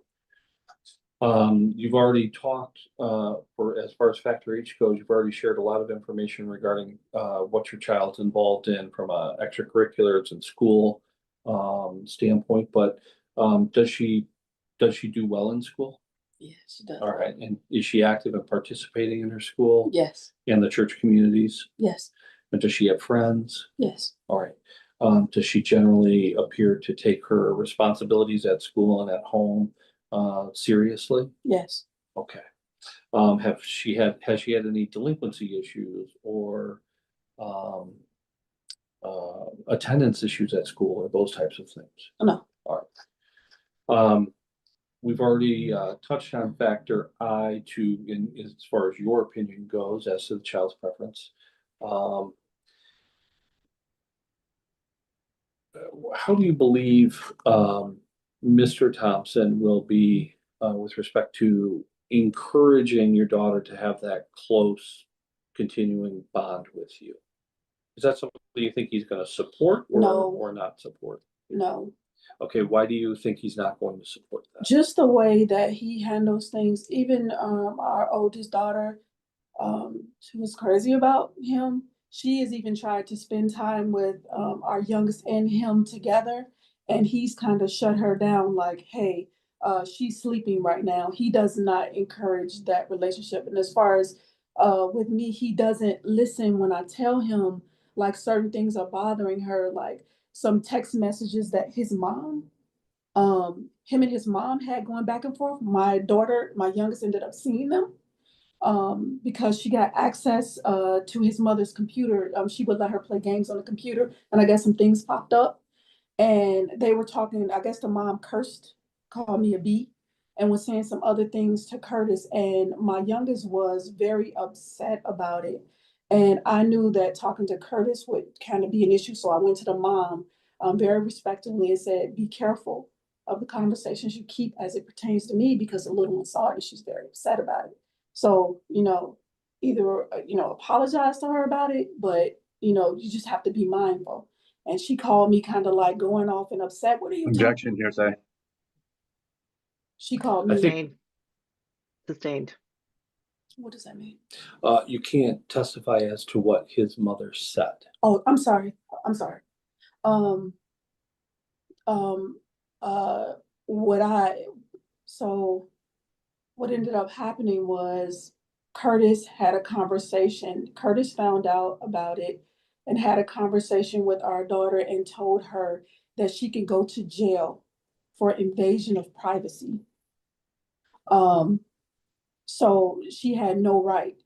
And I had our daughter just so upset. So I told Curtis, like, you should have come to me and talked to me about it. I was trying to keep it between me and your mom just to let her know how she felt.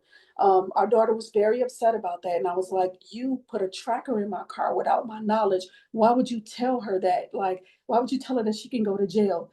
Curtis was upset. And I'm like, that's just something you don't do to a kid. We know she's afraid of the police. I went above and beyond to have her have a relationship with the captain of the Kentwood Police Department because she has a strong fear of police. So I asked Curtis, and at this time, I was letting Curtis get her every week. Okay. And I told Curtis, like, just give her a couple of weeks. It's just it's too much right now. Okay. Curtis came over with the police. The police ended up eventually keeping our daughter with me. But when they came into the house, our daughter was inside of the closet, in her closet, because I was downstairs talking to them. When I came back upstairs, she had locked the door, got inside, yelling for her, couldn't find her because the police needed to make sure she was okay. Found her inside of her closet on the floor crying because she was terrified. Curtis calls 15 minutes after they leave just to say, well, she has to be in church Sunday.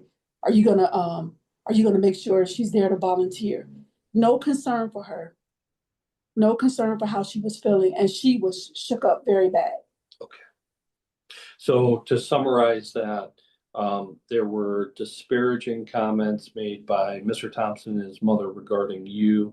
Your daughter discovered those, and then what you described was his response to that, telling your daughter that she had essentially violated privacy laws and she could get in trouble with the police as a result of having shared that. Yes. Okay. And then you described the circumstances of the Kentwood police coming to the home, to your knowledge, at Mr. Thompson's request. Is that correct? Yes. And you described that your daughter already had a preconditioned fear of law enforcement. Yes. To your knowledge, why does she have that preconditioned fear? I think a lot of it had to do with George Floyd, things that she sees on the news, a lot of things in the Black community. Okay. So there's a fear. So I've been really pushing for her to have relationships. So for the record, is it accurate that you are African American? Yes. And is it accurate that Mr. Thompson is African American? Yes. So is it accurate that your daughter is African American? Yes. All right. All right.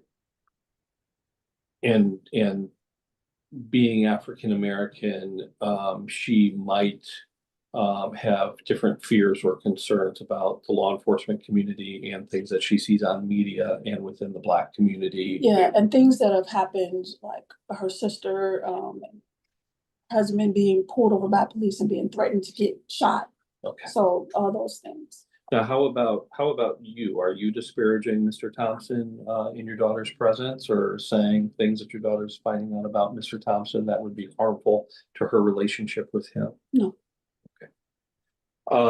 Factor K, I think we've already addressed with respect to domestic violence in the testimony, but is it accurate that in April of 2024, you left the marital home due to your concerns about domestic violence, with you being the victim and Mr. Thompson being the abuser? Yes, And did you take your daughter with you yes, when you fled for that purpose? yes, Did you make contact with any domestic violence shelter or program? yes. And which program did you make contact with? Safe haven. Safe Havens. And were they able to assist you in getting independent housing? Yes, All right.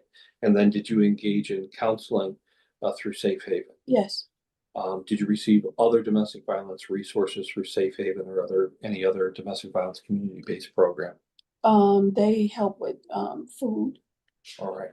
And do you continue to receive counseling or therapeutic services regarding the domestic violence Not from Safe Haven, no. through another program Yes. or practice? Yes. Okay. Is there anything else specific to the issues of custody and parenting time that you think is important for the judge to know? Just that sometimes it's just Curtis can be very heavy on everyone, including our daughter. He does not take the time out to spend time with her or with us. When we were together, his job was just kind of like the main focus. I wouldn't say that Curtis is a bad dad. I do know that our daughter does not want to do 50-50 custody with him. I know that she likes her arrangement, and I would be willing to give more days. How much money did you make last year? I think about 26, I think. Roughly $26,000. And is that what you reported for your 2024 tax return? I believe so, yes. Okay, and how did you earn that money? I worked at Grand GBSU as an admissions counselor. And how long? I'm sorry, admissions rep, I'm sorry. And how long did that employment last? 5 months. And were you terminated or did you quit? I was terminated. And what was the reason that you were terminated? She said that she felt that I could not keep up. All right, that you weren't adequately prepared to be in that full-time position? Yeah. All right. Did you earn any other income last year? I earned some unemployment and some money from my publishing. Okay. And the publishing, is that a startup company that Yes. you own? And can you describe how that publishing company operates? I publish books of inspiration. And I'm like a hybrid publisher. So people just basically pay as they go. Okay. And so they pay a consultation fee up front for me to either read their work or put their concept together in a marketing plan. And then from there, I provide services for them. Sometimes at a certain amount per hour, whether it be copy editing, page layout and design, covering design, writing. Okay. I even do ghostwriting. And so in total, between unemployment, the GVSU position, and the publishing company last year, you reported about 26,000 in income. Is that a yes? Yes. Okay. When did the GVSU job end? I want to say, was it July? I believe it was July 2025. 24. July 2024. Yeah. Okay. And at the time that front of the court asked you for income information, were you working at GVSU? No, Okay, had that job already ended? yeah, Okay. And was there a salary that you anticipated to earn at GVSU had you been there all year? yes, What was that salary? it would have been 42,000. 42,000. Okay. Now this year, how much money have you earned to date? We're in mid-August. How much money have you earned in 2025? Probably about 25,000. Okay. And how have you earned the 25,000 to date? I started well, I was already doing this, but I turned it into a nonprofit called She Mentor Her. And also through the publishing, I won a grant for the nonprofit and also made money through publishing some company. Okay. And how much was the grant for? 15,000. All right. Now, do you have expenses? Not personal expenses. Do you have business expenses for the publishing company or the nonprofit company? Yes. Okay.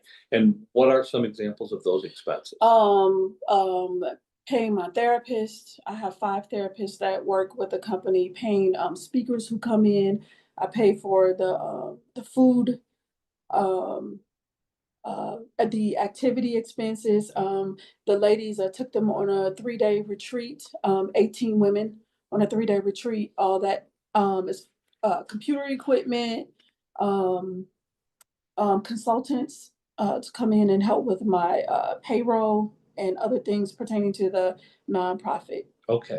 So when you say my therapist, you mean therapists that the entity is using to deliver the service that the nonprofit is there, not a therapist that you sit down with personally and receive therapy from, correct? No, it's an intergenerational mentoring program. So we have 5 therapists for each age group. Okay. So again, how much was the grant that you received? 15,000. All right. And are those expenses being paid out of those grant monies? Some of them, yes. Okay. So when you say that you've made 25,000 to date, that would be revenue that you've received, right? Like money that you've received. Is that correct? Yes. But then you're paying expenses out of those monies, Yes. correct? Yes. So you haven't put $25,000 into your pocket this year. No. All right. What would you estimate is what you've actually been able to have as income for your own personal needs and the needs of your daughter in 2025? Probably so far, maybe around 10,000, somewhere around that range so far. And then what other sources of income are you receiving? Is there a child support order in this case? He just started paying child support. Okay. And when was he supposed to start paying? He was supposed to start, I think, back in March or May, one of those. And when did, to your knowledge, when did he start paying? Oh, I think around July or August. I Okay. got it written down somewhere. Okay. All right. But I've only received 5 but your payments. recollection is around July or August. Yeah, I could be wrong. Yeah, somewhere around there. To your knowledge, is there past due child No, support? around June. I'm sorry. I think around June. All right. So thinking about it a little bit more, your testimony is June is when payment started. I think. Okay. And to your knowledge, is there a child support arrearage in this case? Yes. Okay. How about other sources of income? You described before through the domestic violence resources, you were getting some food assistance. Do you get assistance from any community-based organizations or the church? I get public aid. I Public get food aid? stamps. Okay. All right. Some food stamps. All right. So you're getting some, Mr. Worth, Ms. Van Oler just told me you have 20 minutes left. So thank you, Your Honor. just want to keep you updated. So you're getting some state benefits through MDHHS, is that Yes. correct? Yes. All right. Now, the school that your child attends, is there a tuition expense there? Yes. All right. What is that? If somebody was just coming in from the community and starting over, what is the tuition expense there? Just a regular twin. Yeah. I think it's about 10,000. I think. Okay. And does Mr. Thompson get a discount because of his activity in the church? Yeah. I think he only pays 400. All right. So you believe 434. So you believe with the discount, your daughter's cost of tuition is about $435 a month? Yes. Due to Mr. Thompson's involvement in the church? Yes. All right. And if you were to pay your daughter's tuition, what would the tuition cost be? $98. All right, so if you were to pay the tuition based upon your economic circumstances, the tuition would be subsidized all the way down to just $98 a month Yes, with no contribution from Mr. Thompson. right. All right, would you have to claim the child for tax credit purposes in order to receive that that reduction? Yes, Okay, so do you believe you should receive the deduction for the child tax credit rather each year of the next 3 years so that you can have that tuition benefit for your daughter? yes, Okay, do you believe you should have spousal support in this case? yes. Why do you need spousal support? Because my rent is more than our mortgage. Our mortgage is only $1,315 a month. Rent keeps going up. Rent is $1,700 a month. And then I have to pay expenses for our daughter, getting her back and forth to school, even costs me a tank of gas a week. Yeah, just cell phone bill, just all the extra things that I have to pay on top of that. Okay, and in preparing for this trial, did you and I discuss that there's something called the margin soft calculator?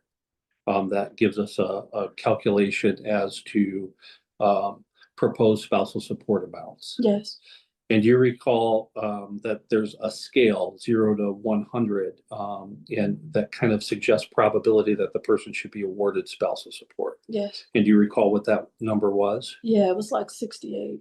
And do you recall that it makes a suggestion or recommendation as for how long you should receive spousal support? Yes, And do you recall how long that period was? yes. How long was it? About 6.7 years. Okay.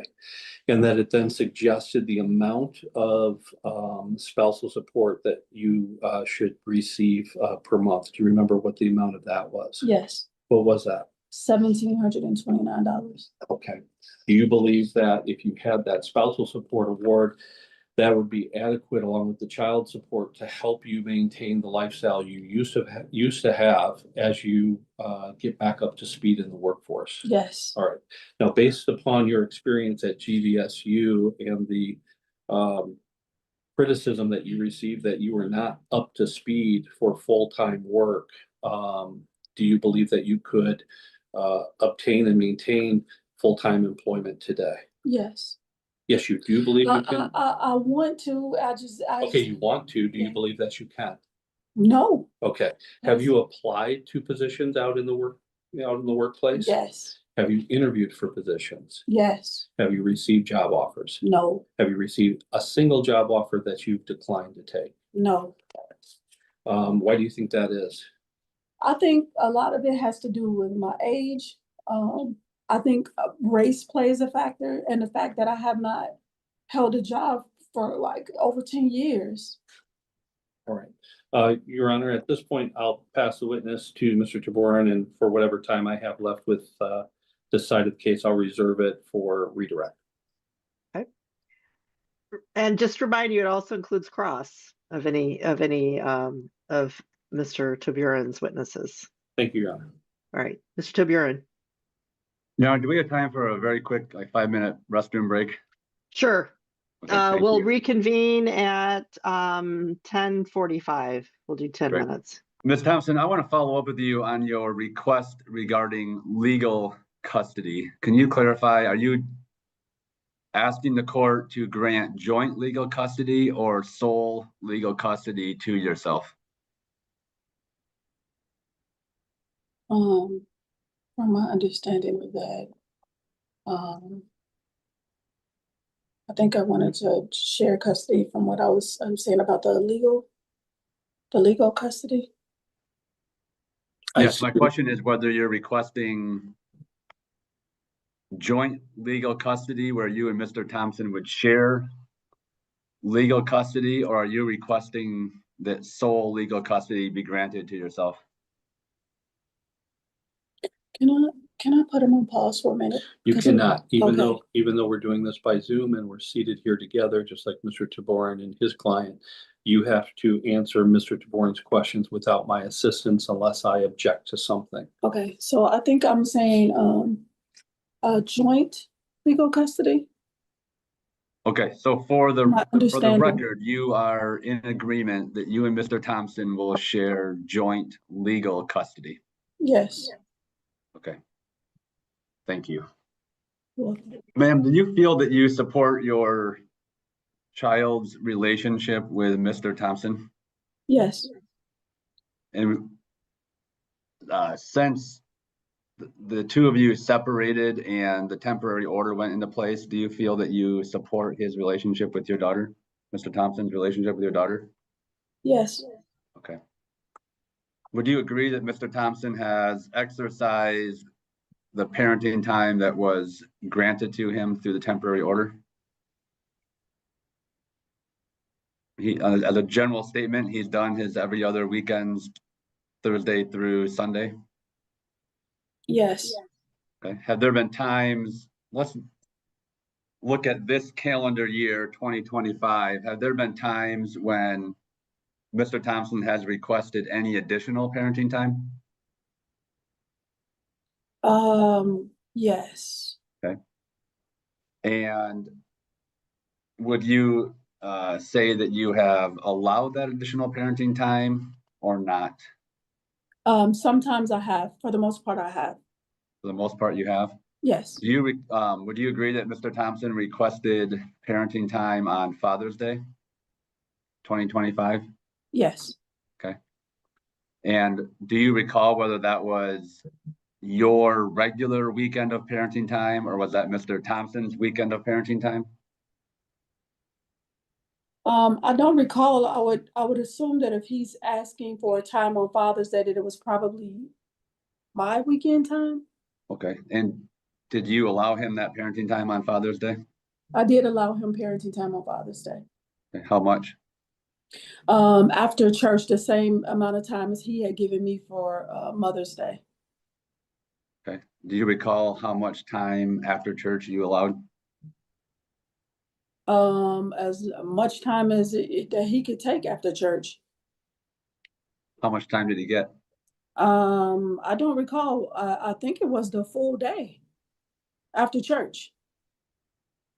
Okay. So your testimony is on Father's Day that Mr. Thompson had the remainder of that day? Yeah, from what I remember, yes. Were there any other requests for additional parenting time that you recall Mr. Thompson making? I want to say there was an issue with spring break, him wanting to split spring break, but I suggested that he take the entire week. And he said that he would get back to me because he needed to see if he could take the time off. Because I'm like, rather than splitting it, all that is just too difficult. Just take the whole week. Then he said he would get back to me, and because I'm like, if you don't take the whole week, well, let me take the whole week. It's just too much. He decided to let me have the regular week and bring her back on a Thursday from Chicago, just so he can take her right back to Chicago. It was just weird because he could have taken the whole week. I wouldn't have had an issue with that.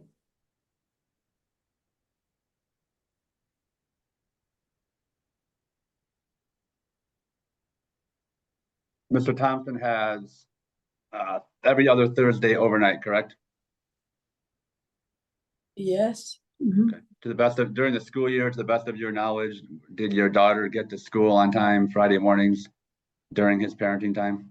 I think it was probably one or two times that she didn't, but for the most part, yes.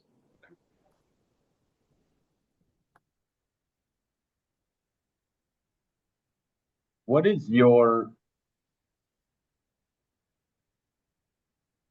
request regarding the marital residence? I would request that the home be sold. Okay. Were you aware of Mr. Thompson's request that he keep the house and essentially buy you out of your interest? Yeah, respectfully, I did not want to leave my marital home. I felt like I had to leave my marital home. And if I could have kept the home for me and my daughter, that would have been better than me paying all this money for rent because Mr. Thompson can afford to move somewhere else? Do you recall ever filing a motion in this case to obtain use of the home after you moved out? No, I just let my attorney know when we were in mediation. I think you knew in mediation that I would have preferred to keep the home, and I was met with, you don't have the job. So you don't have the job history to refinance the home. That I'm paying more for rent.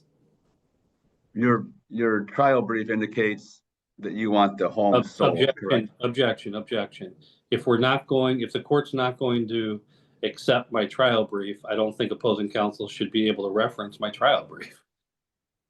If he's saying no trial brief and no exhibits, then he should That's be allowed fair. to reference Okay, my no, trial fair brief enough. and exhibits. Okay. Ms. Thompson, would you agree during your testimony that you did not request the marital residence? During the testimony that we just had, Correct. I would prefer the marital home. Do you think you have the I couldn't income? get it. Do you think you have the income sufficient right now to keep the home and buy out Mr. Thompson's interest?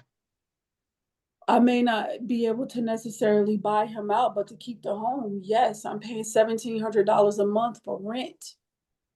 Would you agree that you would, in one way or another, you would owe him half of the equity in the home? Yes. Okay. Are you able to pay that to him? No, Okay. I'm not. So you're not able to maintain the home, is that correct? Yes, To keep the home? yes. Okay. So would you agree then that the two options are to either sell the home or Mr. Thompson keeps it and buys you out? Unless there's an option where I'm allowed enough time to be able to afford, get my credit and everything together that's been destroyed since me leaving. I have enough time to get all that together to be able to refinance the home on my own. Do you think Because you could do that in the next 90 days? I think I can do that within the next 2 years. Sorry, my question was whether you could do that in the next 90 days. Yeah, that's what I was saying. I could do it in the next 2 years, in the next 90 days. No, my credit has been destroyed. If you're going to receive roughly the same amount of money, whether the home is sold or whether Mr. Thompson buys you out, do you have a preference between those two options? I would prefer to sell the home. So you would prefer to sell the home rather than have Mr. Thompson keep it, Yes, even if you receive the same amount of money either way? yes. When Mr. Thompson does his parenting time, to the best of your knowledge, is your daughter in that home with him? Unless they're out and about, yes, Overnight? yes. Okay. And how long have you owned that home? For about 10 years, most of her life. Okay. So your preference would be to sell that home rather than allow your daughter to continue to do her parenting time with Mr. Thompson in that home?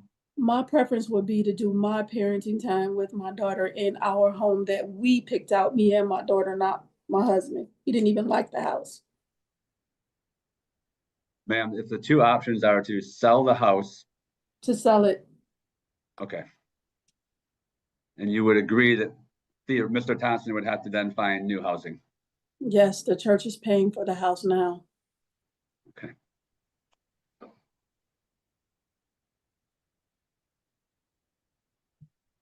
Do you believe that your daughter is mature enough and of an appropriate age to meet with the court and express her preference regarding parenting time? Yes, You think she can give a thoughtful and mature response or input to that question? yes, Okay. So if Mr. Thompson requests that the court does meet with your daughter before ruling on parenting time, you have no objection? No. This was the latest statement of the account, except Mr. Tobirin provided that one this morning, which is probably why you don't remember it. That had an updated account balance, and I can pull that up for you. And then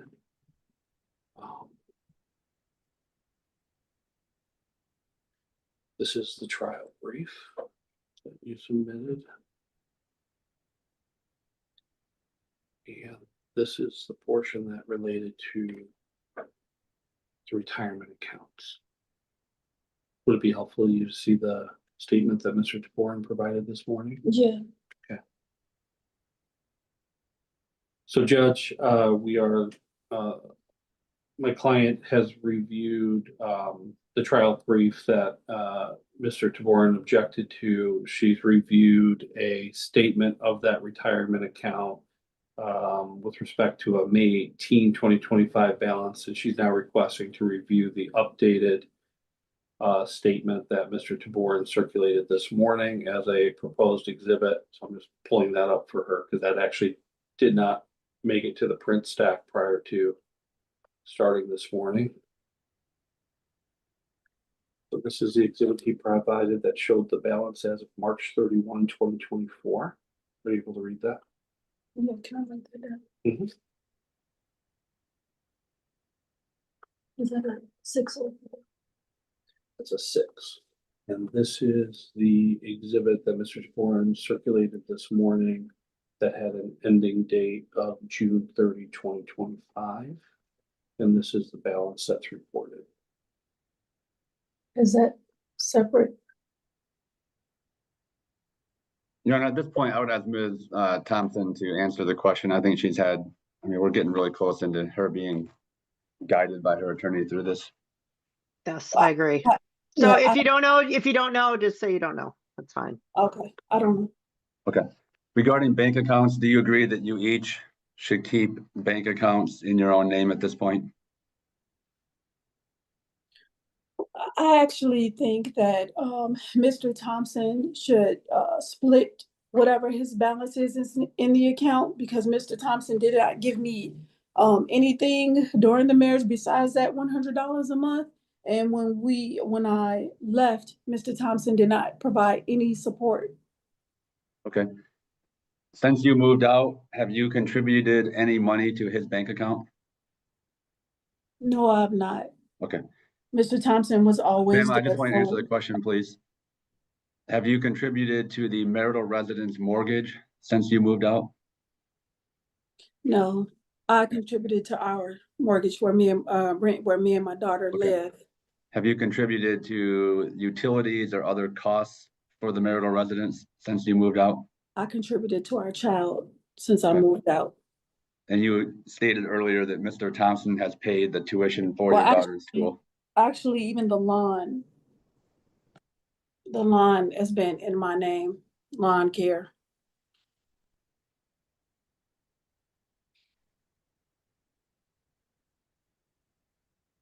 The motor vehicles, you each keep your own vehicles.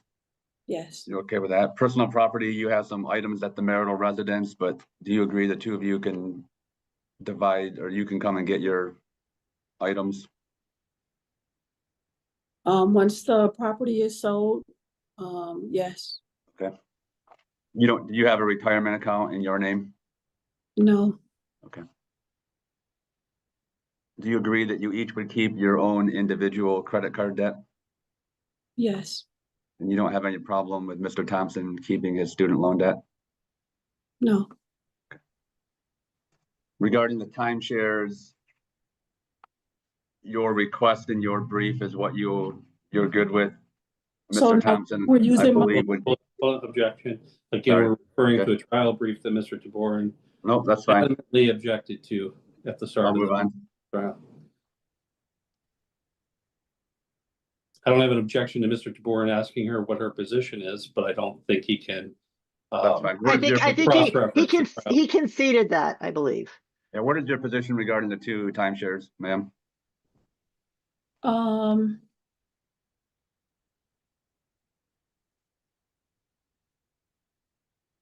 Mr. Thompson can continue paying for the Florida timeshare. He just needs to pay for it because for some reason, these past 4 months, he has not paid it and has impacted my credit. He has not been paying it at all. The timeshare in Trading Spaces, that one is already paid for. It should be completely paid for. Is that correct? Sorry, man, you can't ask questions. Oh, I can't ask questions. Who do you want to keep the other timeshare? Which one? The Trading Spaces? Yes. I can keep that one if there's no fees associated with it. It's supposed to already be paid. The Okay. other one, I can't afford to take that on with everything else that I'm paying right now. I just want it paid because it's impacting my credit and they won't take it off of my credit. So if they won't take it off of my credit, I feel like me and my daughter should at least be able to use it as well. Your Honor, I have no further questions. Thank you. All right, Mr. Worth, any redirect? Your Honor, before I start, could the court update me on how much time I have left in total? Ms. Van Noller. It'll be 15 minutes exactly. I did not hear the response, Your Honor. 15 minutes. 15 minutes, okay. So quickly on redirect, to clarify the loan relationship on the new vehicle that you have. So essentially your brother loaned you $37,000 with the expectation that you pay that back. Is that correct? Yes, So no one's making any current loan payment. right. Okay. With respect to the watch issue, that was an Apple Watch. Is that correct? Yes, And does your Apple Watch have the ability to receive text messages, calls, and emails? bank accounts, everything. Yes, Bank accounts and everything. So if Mr. Thompson had taken and hidden your Apple Watch for the period that it was gone, which I believe you said was 4 or 5 months, he could have been looking at all of your text message, calls, emails, bank accounts, essentially getting into all of your information through the Apple Watch. Is that correct? yes. Okay. There were no police reports of domestic violence. Why didn't you make police reports? I didn't want to ruin him, just like even when I left. I knew he was getting a promotion. I didn't want to ruin his reputation. Okay, so he was working as a pastor. You knew that police involvement with domestic violence charges would impact him professionally and his professional reputation. Yes, Okay. With respect to the expanding parenting time that you suggested of the Monday after school, I believe Mr. Tobirin was using the phrase every Monday. Is that what you mean, or do you mean that it would just be the Monday following his current Sunday? the Monday following his you said concurrent? Current Sunday. Current Sunday, so So, Thursday to Okay. Monday. So basically, right now he has Thursday night, Friday night, Saturday night, which is a total of 3 overnights. You would add Sunday night in, which would give him a total of 4 out of every 14 overnights, and he would not be picking her up from school on the alternate Monday. Is that correct? That's correct. All right. With respect to valuation date, is it accurate that you've been concerned that you've received no separate maintenance, no temporary offsetting from Mr. Thompson since April 2024 to support you and your needs, correct? Yes, All right. And then to the extent that there's been child support to offset the care of your daughter, that came quite late in this case, correct? yeah, he wouldn't get anything. And then even after it was ordered, his payment of that didn't begin until June. Is that correct? Yeah, So you went for more than 14 months with absolutely no financial support. yes, And in the meantime, Mr. Thompson continued to make contributions to his pension fund, continued to make a number of other contributions, correct? yes, So to be made whole for that period of time where you received absolutely no support, you would like to have the pension fund and the marital home equity at its current value, correct? yes, And one of the reasons that you want to have the home sold rather than be refinanced is that you don't believe that the appraisal that was done so many months ago in this case accurately reflects market value, correct? yes, And so you believe if the house was sold, that both you and Mr. Thompson would appreciate a larger net equity that could be split between the two of you. Is that correct? Yes, All right. With respect to your credit being destroyed, that interlinks with this Disney timeshare in Florida, correct? yes. So you were aware that the two of you at one point purchased a Disney timeshare plan, correct? Yeah, I didn't know that I was on that timeshare. I didn't know I was gonna be impacted by that. Okay, so you were aware of the decision maritally. You never knew that you were on it from a credit reporting standpoint. Is that correct? Yeah, I didn't know that. And then Mr. Thompson always paid for that timeshare, correct? Yeah, yep, And you had never gotten any indication from credit report that it was ever late in the past. Is that correct? right.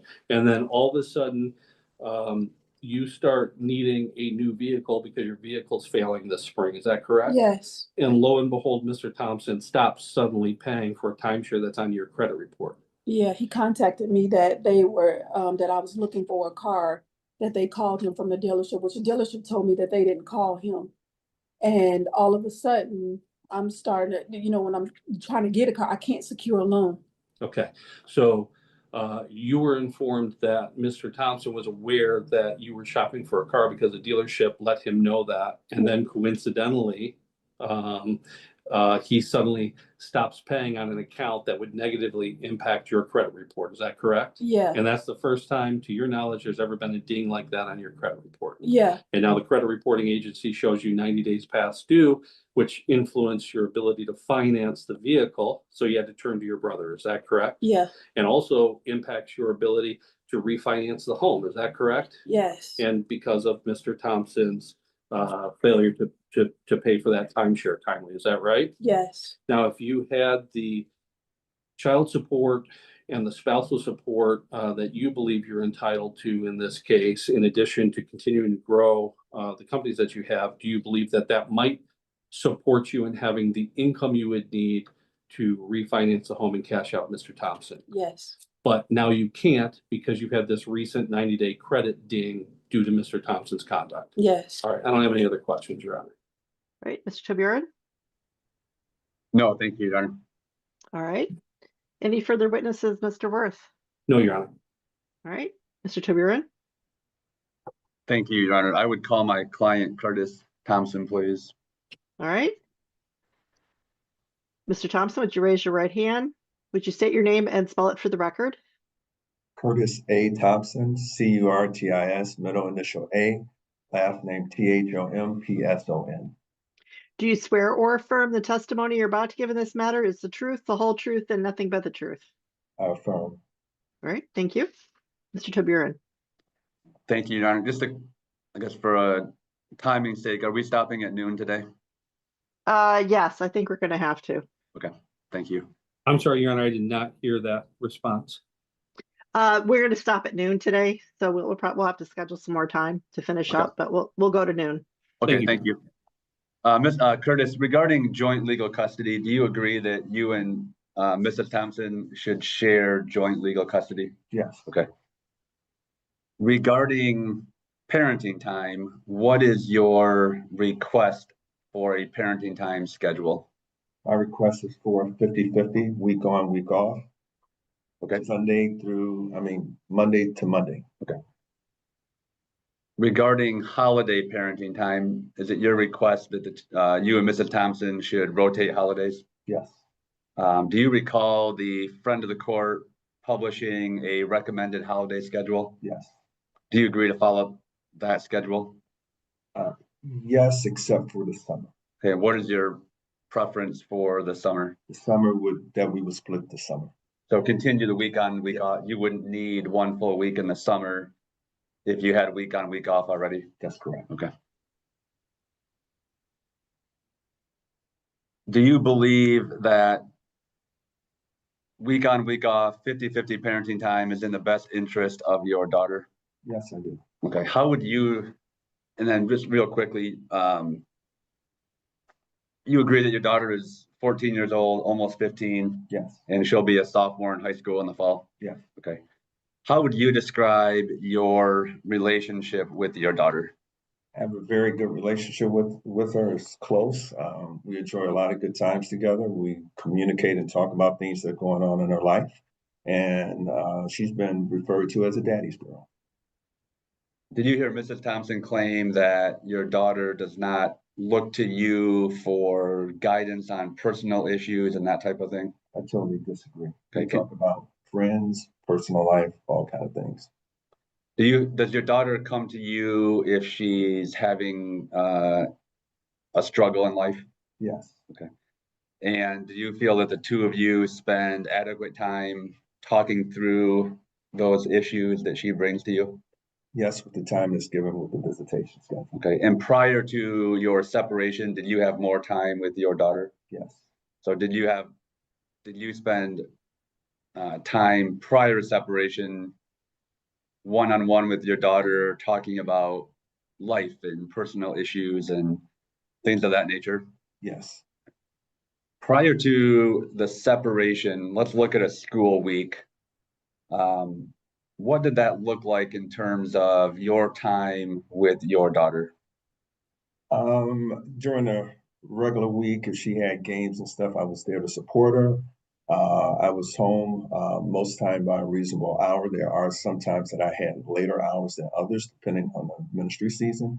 But for the most part, I was there for it, especially during the weekends, after school events. How about the morning before school? I would be there when she would leave. Prior to separation, how did your daughter get to school? Prior to the Potter's house, she had a school bus that would pick her up and take her to school. After she started going to the Potter's house, her mother would take her to school. Who got her on the school bus? Was it both of you, one of you? Majority of her mom, but both of us would. Does she ever come to your church after school? Yes, at times. Okay. Does she spend time with you when she does so? Yes. Has it been difficult for you since the separation to maintain that same relationship with your daughter? Yes. Were there any activities that you and your daughter kind of specifically did together, the two of you? Yes, we would we like going to Starbucks and getting smoothies. We would watch a couple of shows together, the TV shows, Survivor and CSI, and a couple other things that we watched together. And just whenever she wanted to do some special things, we would try to do it. Did a lot of things as a family, though. Would you say that before separation, the three of you typically had family dinner together most nights during the week? Yes, most nights. Were there ever times prior to separation when Mrs. Thompson was away from the home for work or social activities and you were home alone with your daughter? Yes. So it wasn't just you that occasionally would be away from home? No. Let's say in the last 5 years, have there been times where you have traveled substantially and been gone overnight because of work? Not substantially. Okay, an occasional trip. Occasional trip. Would that be true for the plaintiff as well? No, not really. Okay. She had one or two trips, but not like me. Okay, but an occasional work trip, but not a regular part of your routine. Not part of my routine. Did you attend doctor's appointments, dentist appointments with your daughter? Yes, I have. Okay. How about parent-teacher conferences and other things like that at school? Yes. Okay.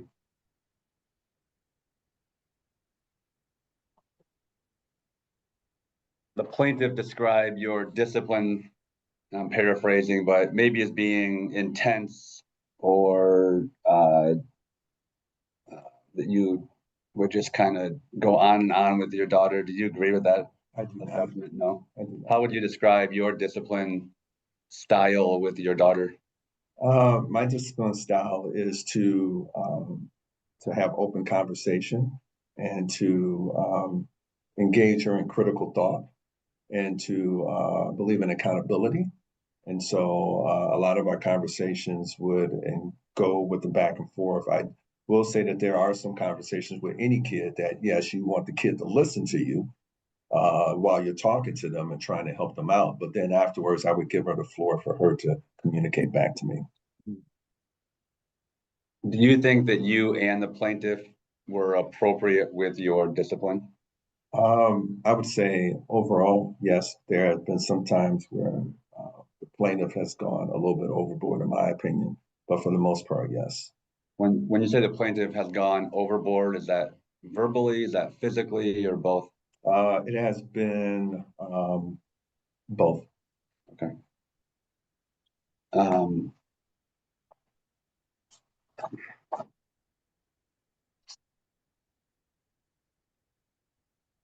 Without saying what your daughter has told you, do you think your daughter wants more time with you?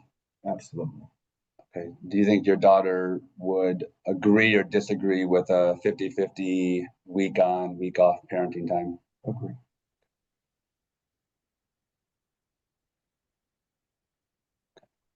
Since the temporary order was put into place, have you exercised the parenting time that has been granted to you? Yes, I have. Have you ever been denied parenting time by the plaintiff? Yes, I have. Can you give an example of that? Going back to Father's Day. Father's Day, I requested to get my daughter at 9 o'clock to have her for Wait, real quick, Father, that was 9 o'clock a.m. 9 o'clock a.m. Okay. 9 o'clock a.m. To have her to take her to church and have some time with her, because at 12 o'clock on that day of Father's Day, she was going to an NTS camp, which is a church camp. Is that an overnight camp? That is a week's camp. Okay. And I wanted to spend 3 hours with her before she left, and I was denied. I was just told that I can pick her up at the church, which only left me 45 minutes to spend time with her on Father's Day. Okay, the plaintiff testified that you had her from after church for the rest of the day. That is incorrect. Okay. She also testified that she allowed you the same amount of parenting time on Father's Day as you allowed her on Mother's Day. Is that correct? That is incorrect. And let me go back a step. Would Father's Day have otherwise been plaintiff's weekend? No, it's my weekend.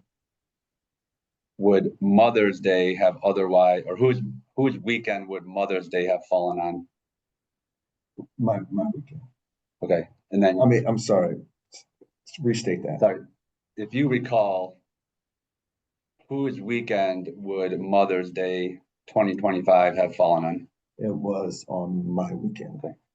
And did you grant the plaintiff parenting time on Mother's Day? Yes, I did. Okay, and that was based on her request? Yes, it was. Do you recall what time on Mother's Day her parenting time started and then stopped?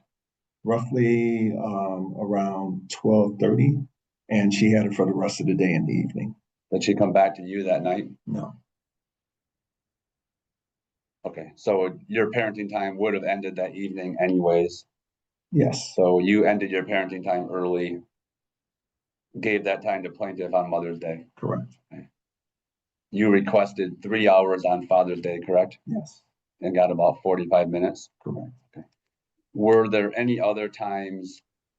Well, let me ask you this. Were there times that you were denied your regularly scheduled parenting time? Yes, there was one occasion. What happened there? In April of this year, 2025, I tried to work out an agreement with the plaintiff in regards to switching weekends. After some conversation, we could not do that. And so I just said, well, I'll just stick with my weekend, which was Thursday through Sunday. But I told her that I could not pick her up because of a previous engagement that I had that was on the calendar for a while, and that I would pick her up on Saturday. I was denied access to her on Saturday and Sunday because I couldn't pick her up on Thursday and Friday. So during your regular weekend, you could not have your daughter, you could not be with your daughter overnight Thursday, Friday. Right. You attempted to trade that entire weekend for a different weekend. Right. That was denied. Correct. Due to a prior engagement, you were not available for Thursday and Friday of your weekend, correct? Correct. But you wanted to finish up your weekend with the remaining part of Saturday and overnight into Sunday night, Correct. and that was denied. Correct. Were there other times that you requested some additional parenting time that were denied? Yes, I required 4 additional days in July, after my 4-day, the 4th of July was, my weekend. And then I asked for 4 additional days to make it a week total, and I was denied that. Have there been any times since the order went into place that the plaintiff has given you significant additional not ordered parenting time?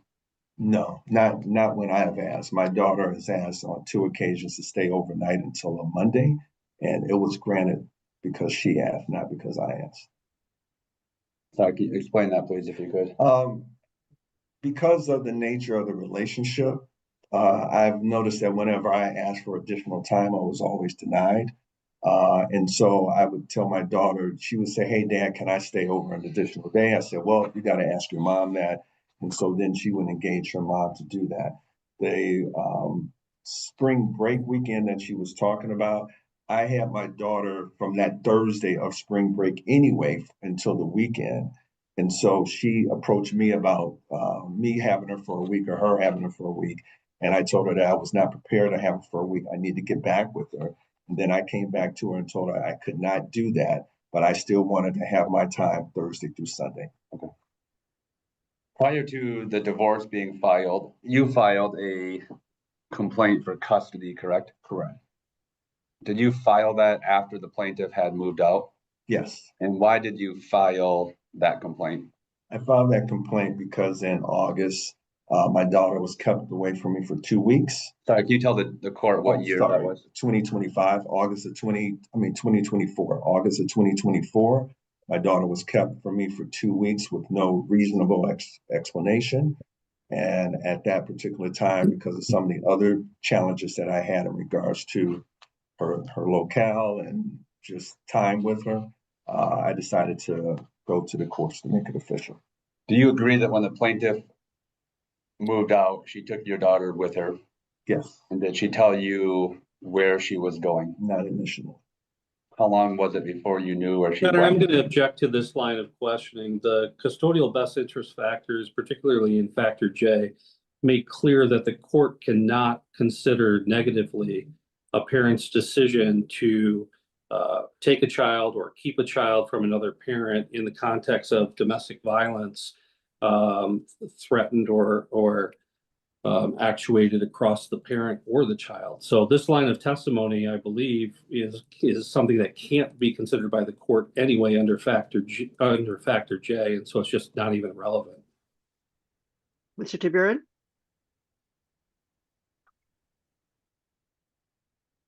One second, Your Honor, if I could. Sure.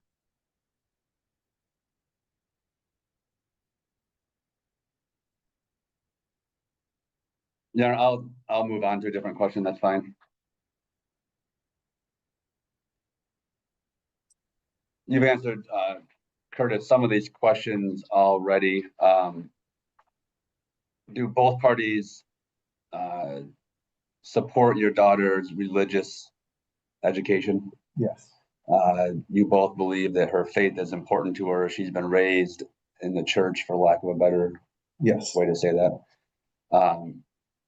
Is your daughter involved at your church Yes. in youth activities? Yes. Okay. The plaintiff testified that you went on a mission trip with your daughter this summer. Is that true? Yes. And how long were you gone? We were gone a total of 6 days. How many kids were on that trip? 10 kids. How many adults were on that trip? 4. Were you considered to be a chaperone then of that group? Yes. You were in Mexico? Yes. Monterey. How did you get to the destination? Flight. Does the plaintiff still attend your church? No. Do you know whether your daughter attends church with the plaintiff at a different church? Yes, she does. Your daughter attends private school, correct? Yes.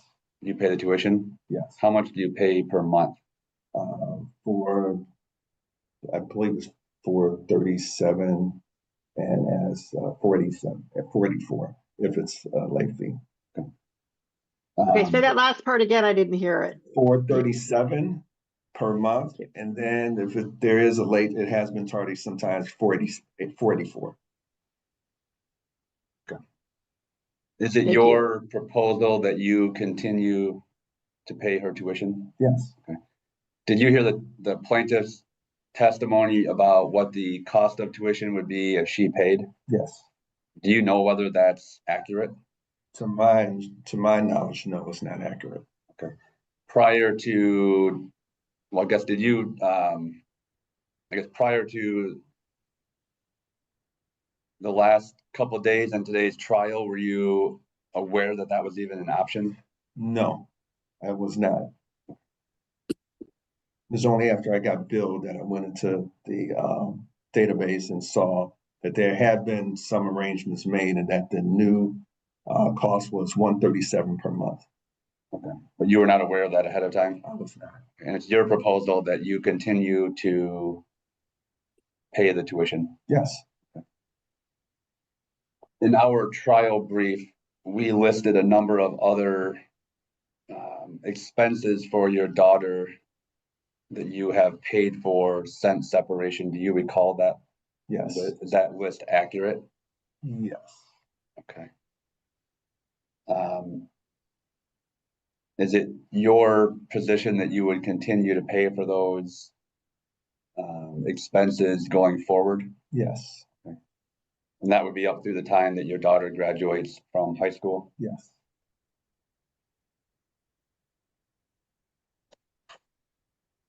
Did the plaintiff know about the trip to Mexico? Yes,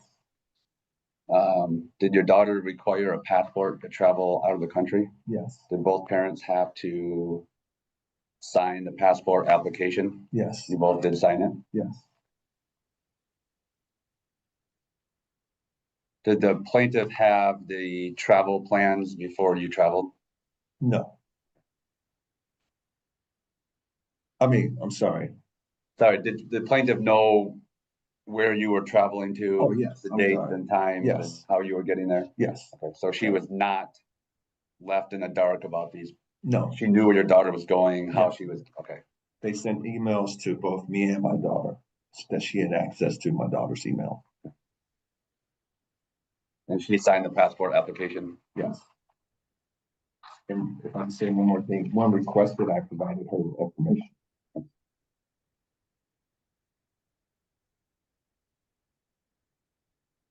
Are you able to adequately provide financially for yourself and your daughter? Yes, You are employed as a pastor, correct? yes, Are you concerned about your job security at all? no, You plan to stay in that job? yes, As much as you can plan ahead, would it be your intent to remain in that job until your daughter graduates high Yes. school? yes,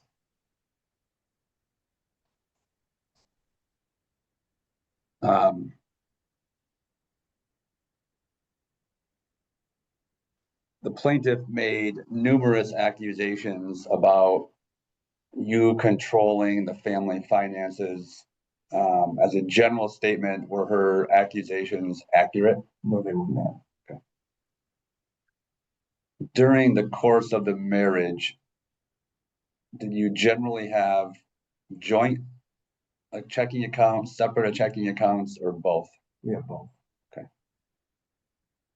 When the plaintiff was working during the marriage, did her paycheck, I guess what paycheck, sorry. When the plaintiff was working, what account did her paycheck go into, joint or her name alone? When she was working, it went into her account, and then she made a deposit into the joint account of the reference money that she talked about.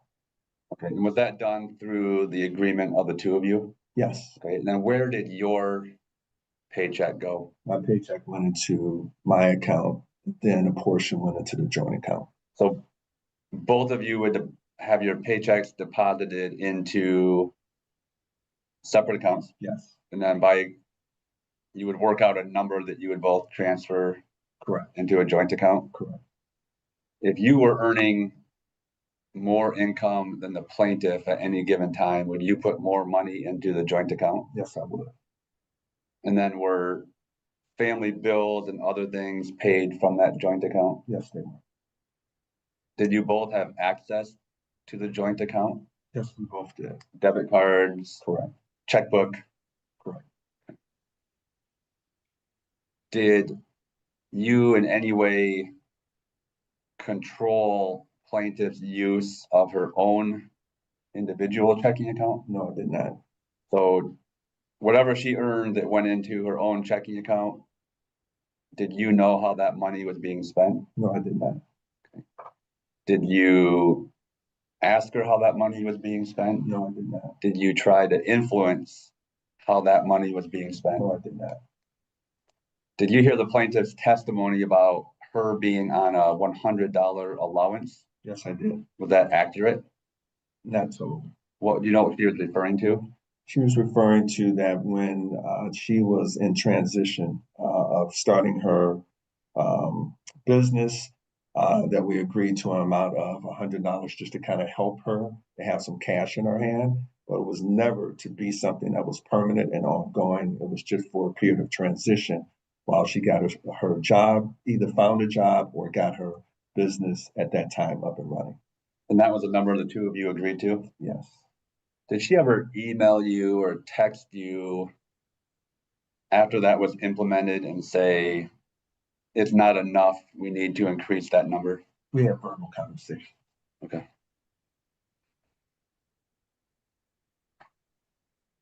Did you ever, I guess, deny her use of money in the joint account? No. You never, did you ever take away her debit card? No, I did not. Did you ever tell her not to use the joint account? Not directly. We had a household budget, Okay. and we tried to stay within the household budget. And as she admitted, person that was tracking the finances, that if we did go over in our budget, then I would let her know, hey, we don't have that much money to spend this month. We need to peel back in certain areas. And would that peel back affect you as well? Yes. So if you had to, as a family, reduce your spending, you both would reduce your spending? Yeah. And would you say that was a conversation between the two of you, or you issuing a directive? Well, it's a conversation. And I will say this as a clarification. Nothing that happened with the household budget would affect the money that she got from me for the gas and $100 at that time.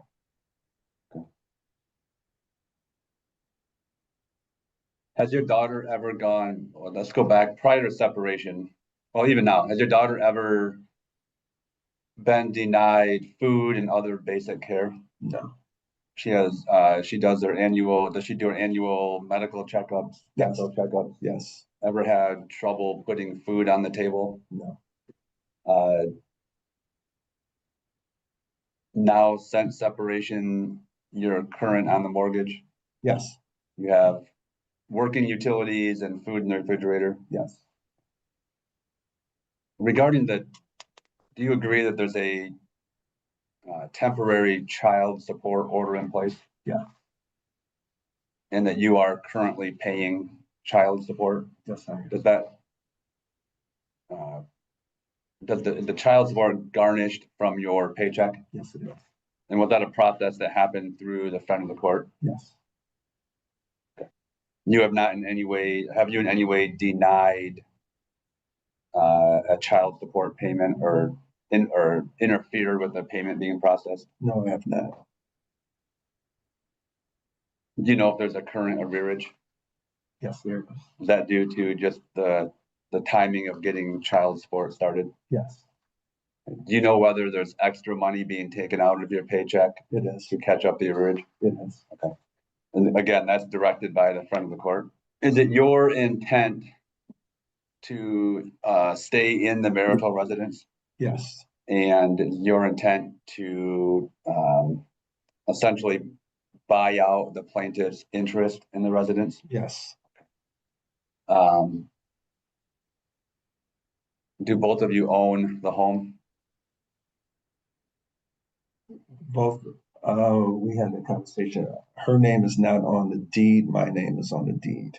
And my name's on the mortgage, not her name. She signed a waiver as being my wife. But as far as on the deed, it's just my name.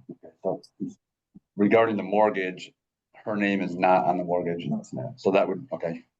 But is your intent to buy her out at 50% of the equity in the home? Correct. And you believe that you're able to make that payment to the plaintiff in a reasonable amount of time? Yes.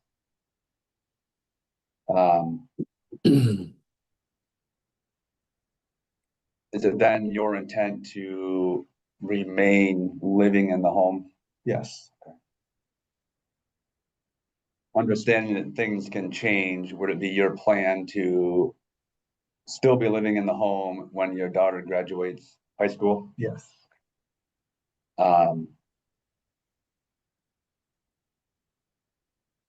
Other than your daughter during her parenting time, does anybody else live in the home? No. And how long have you lived in this home? For 10 years, September 8th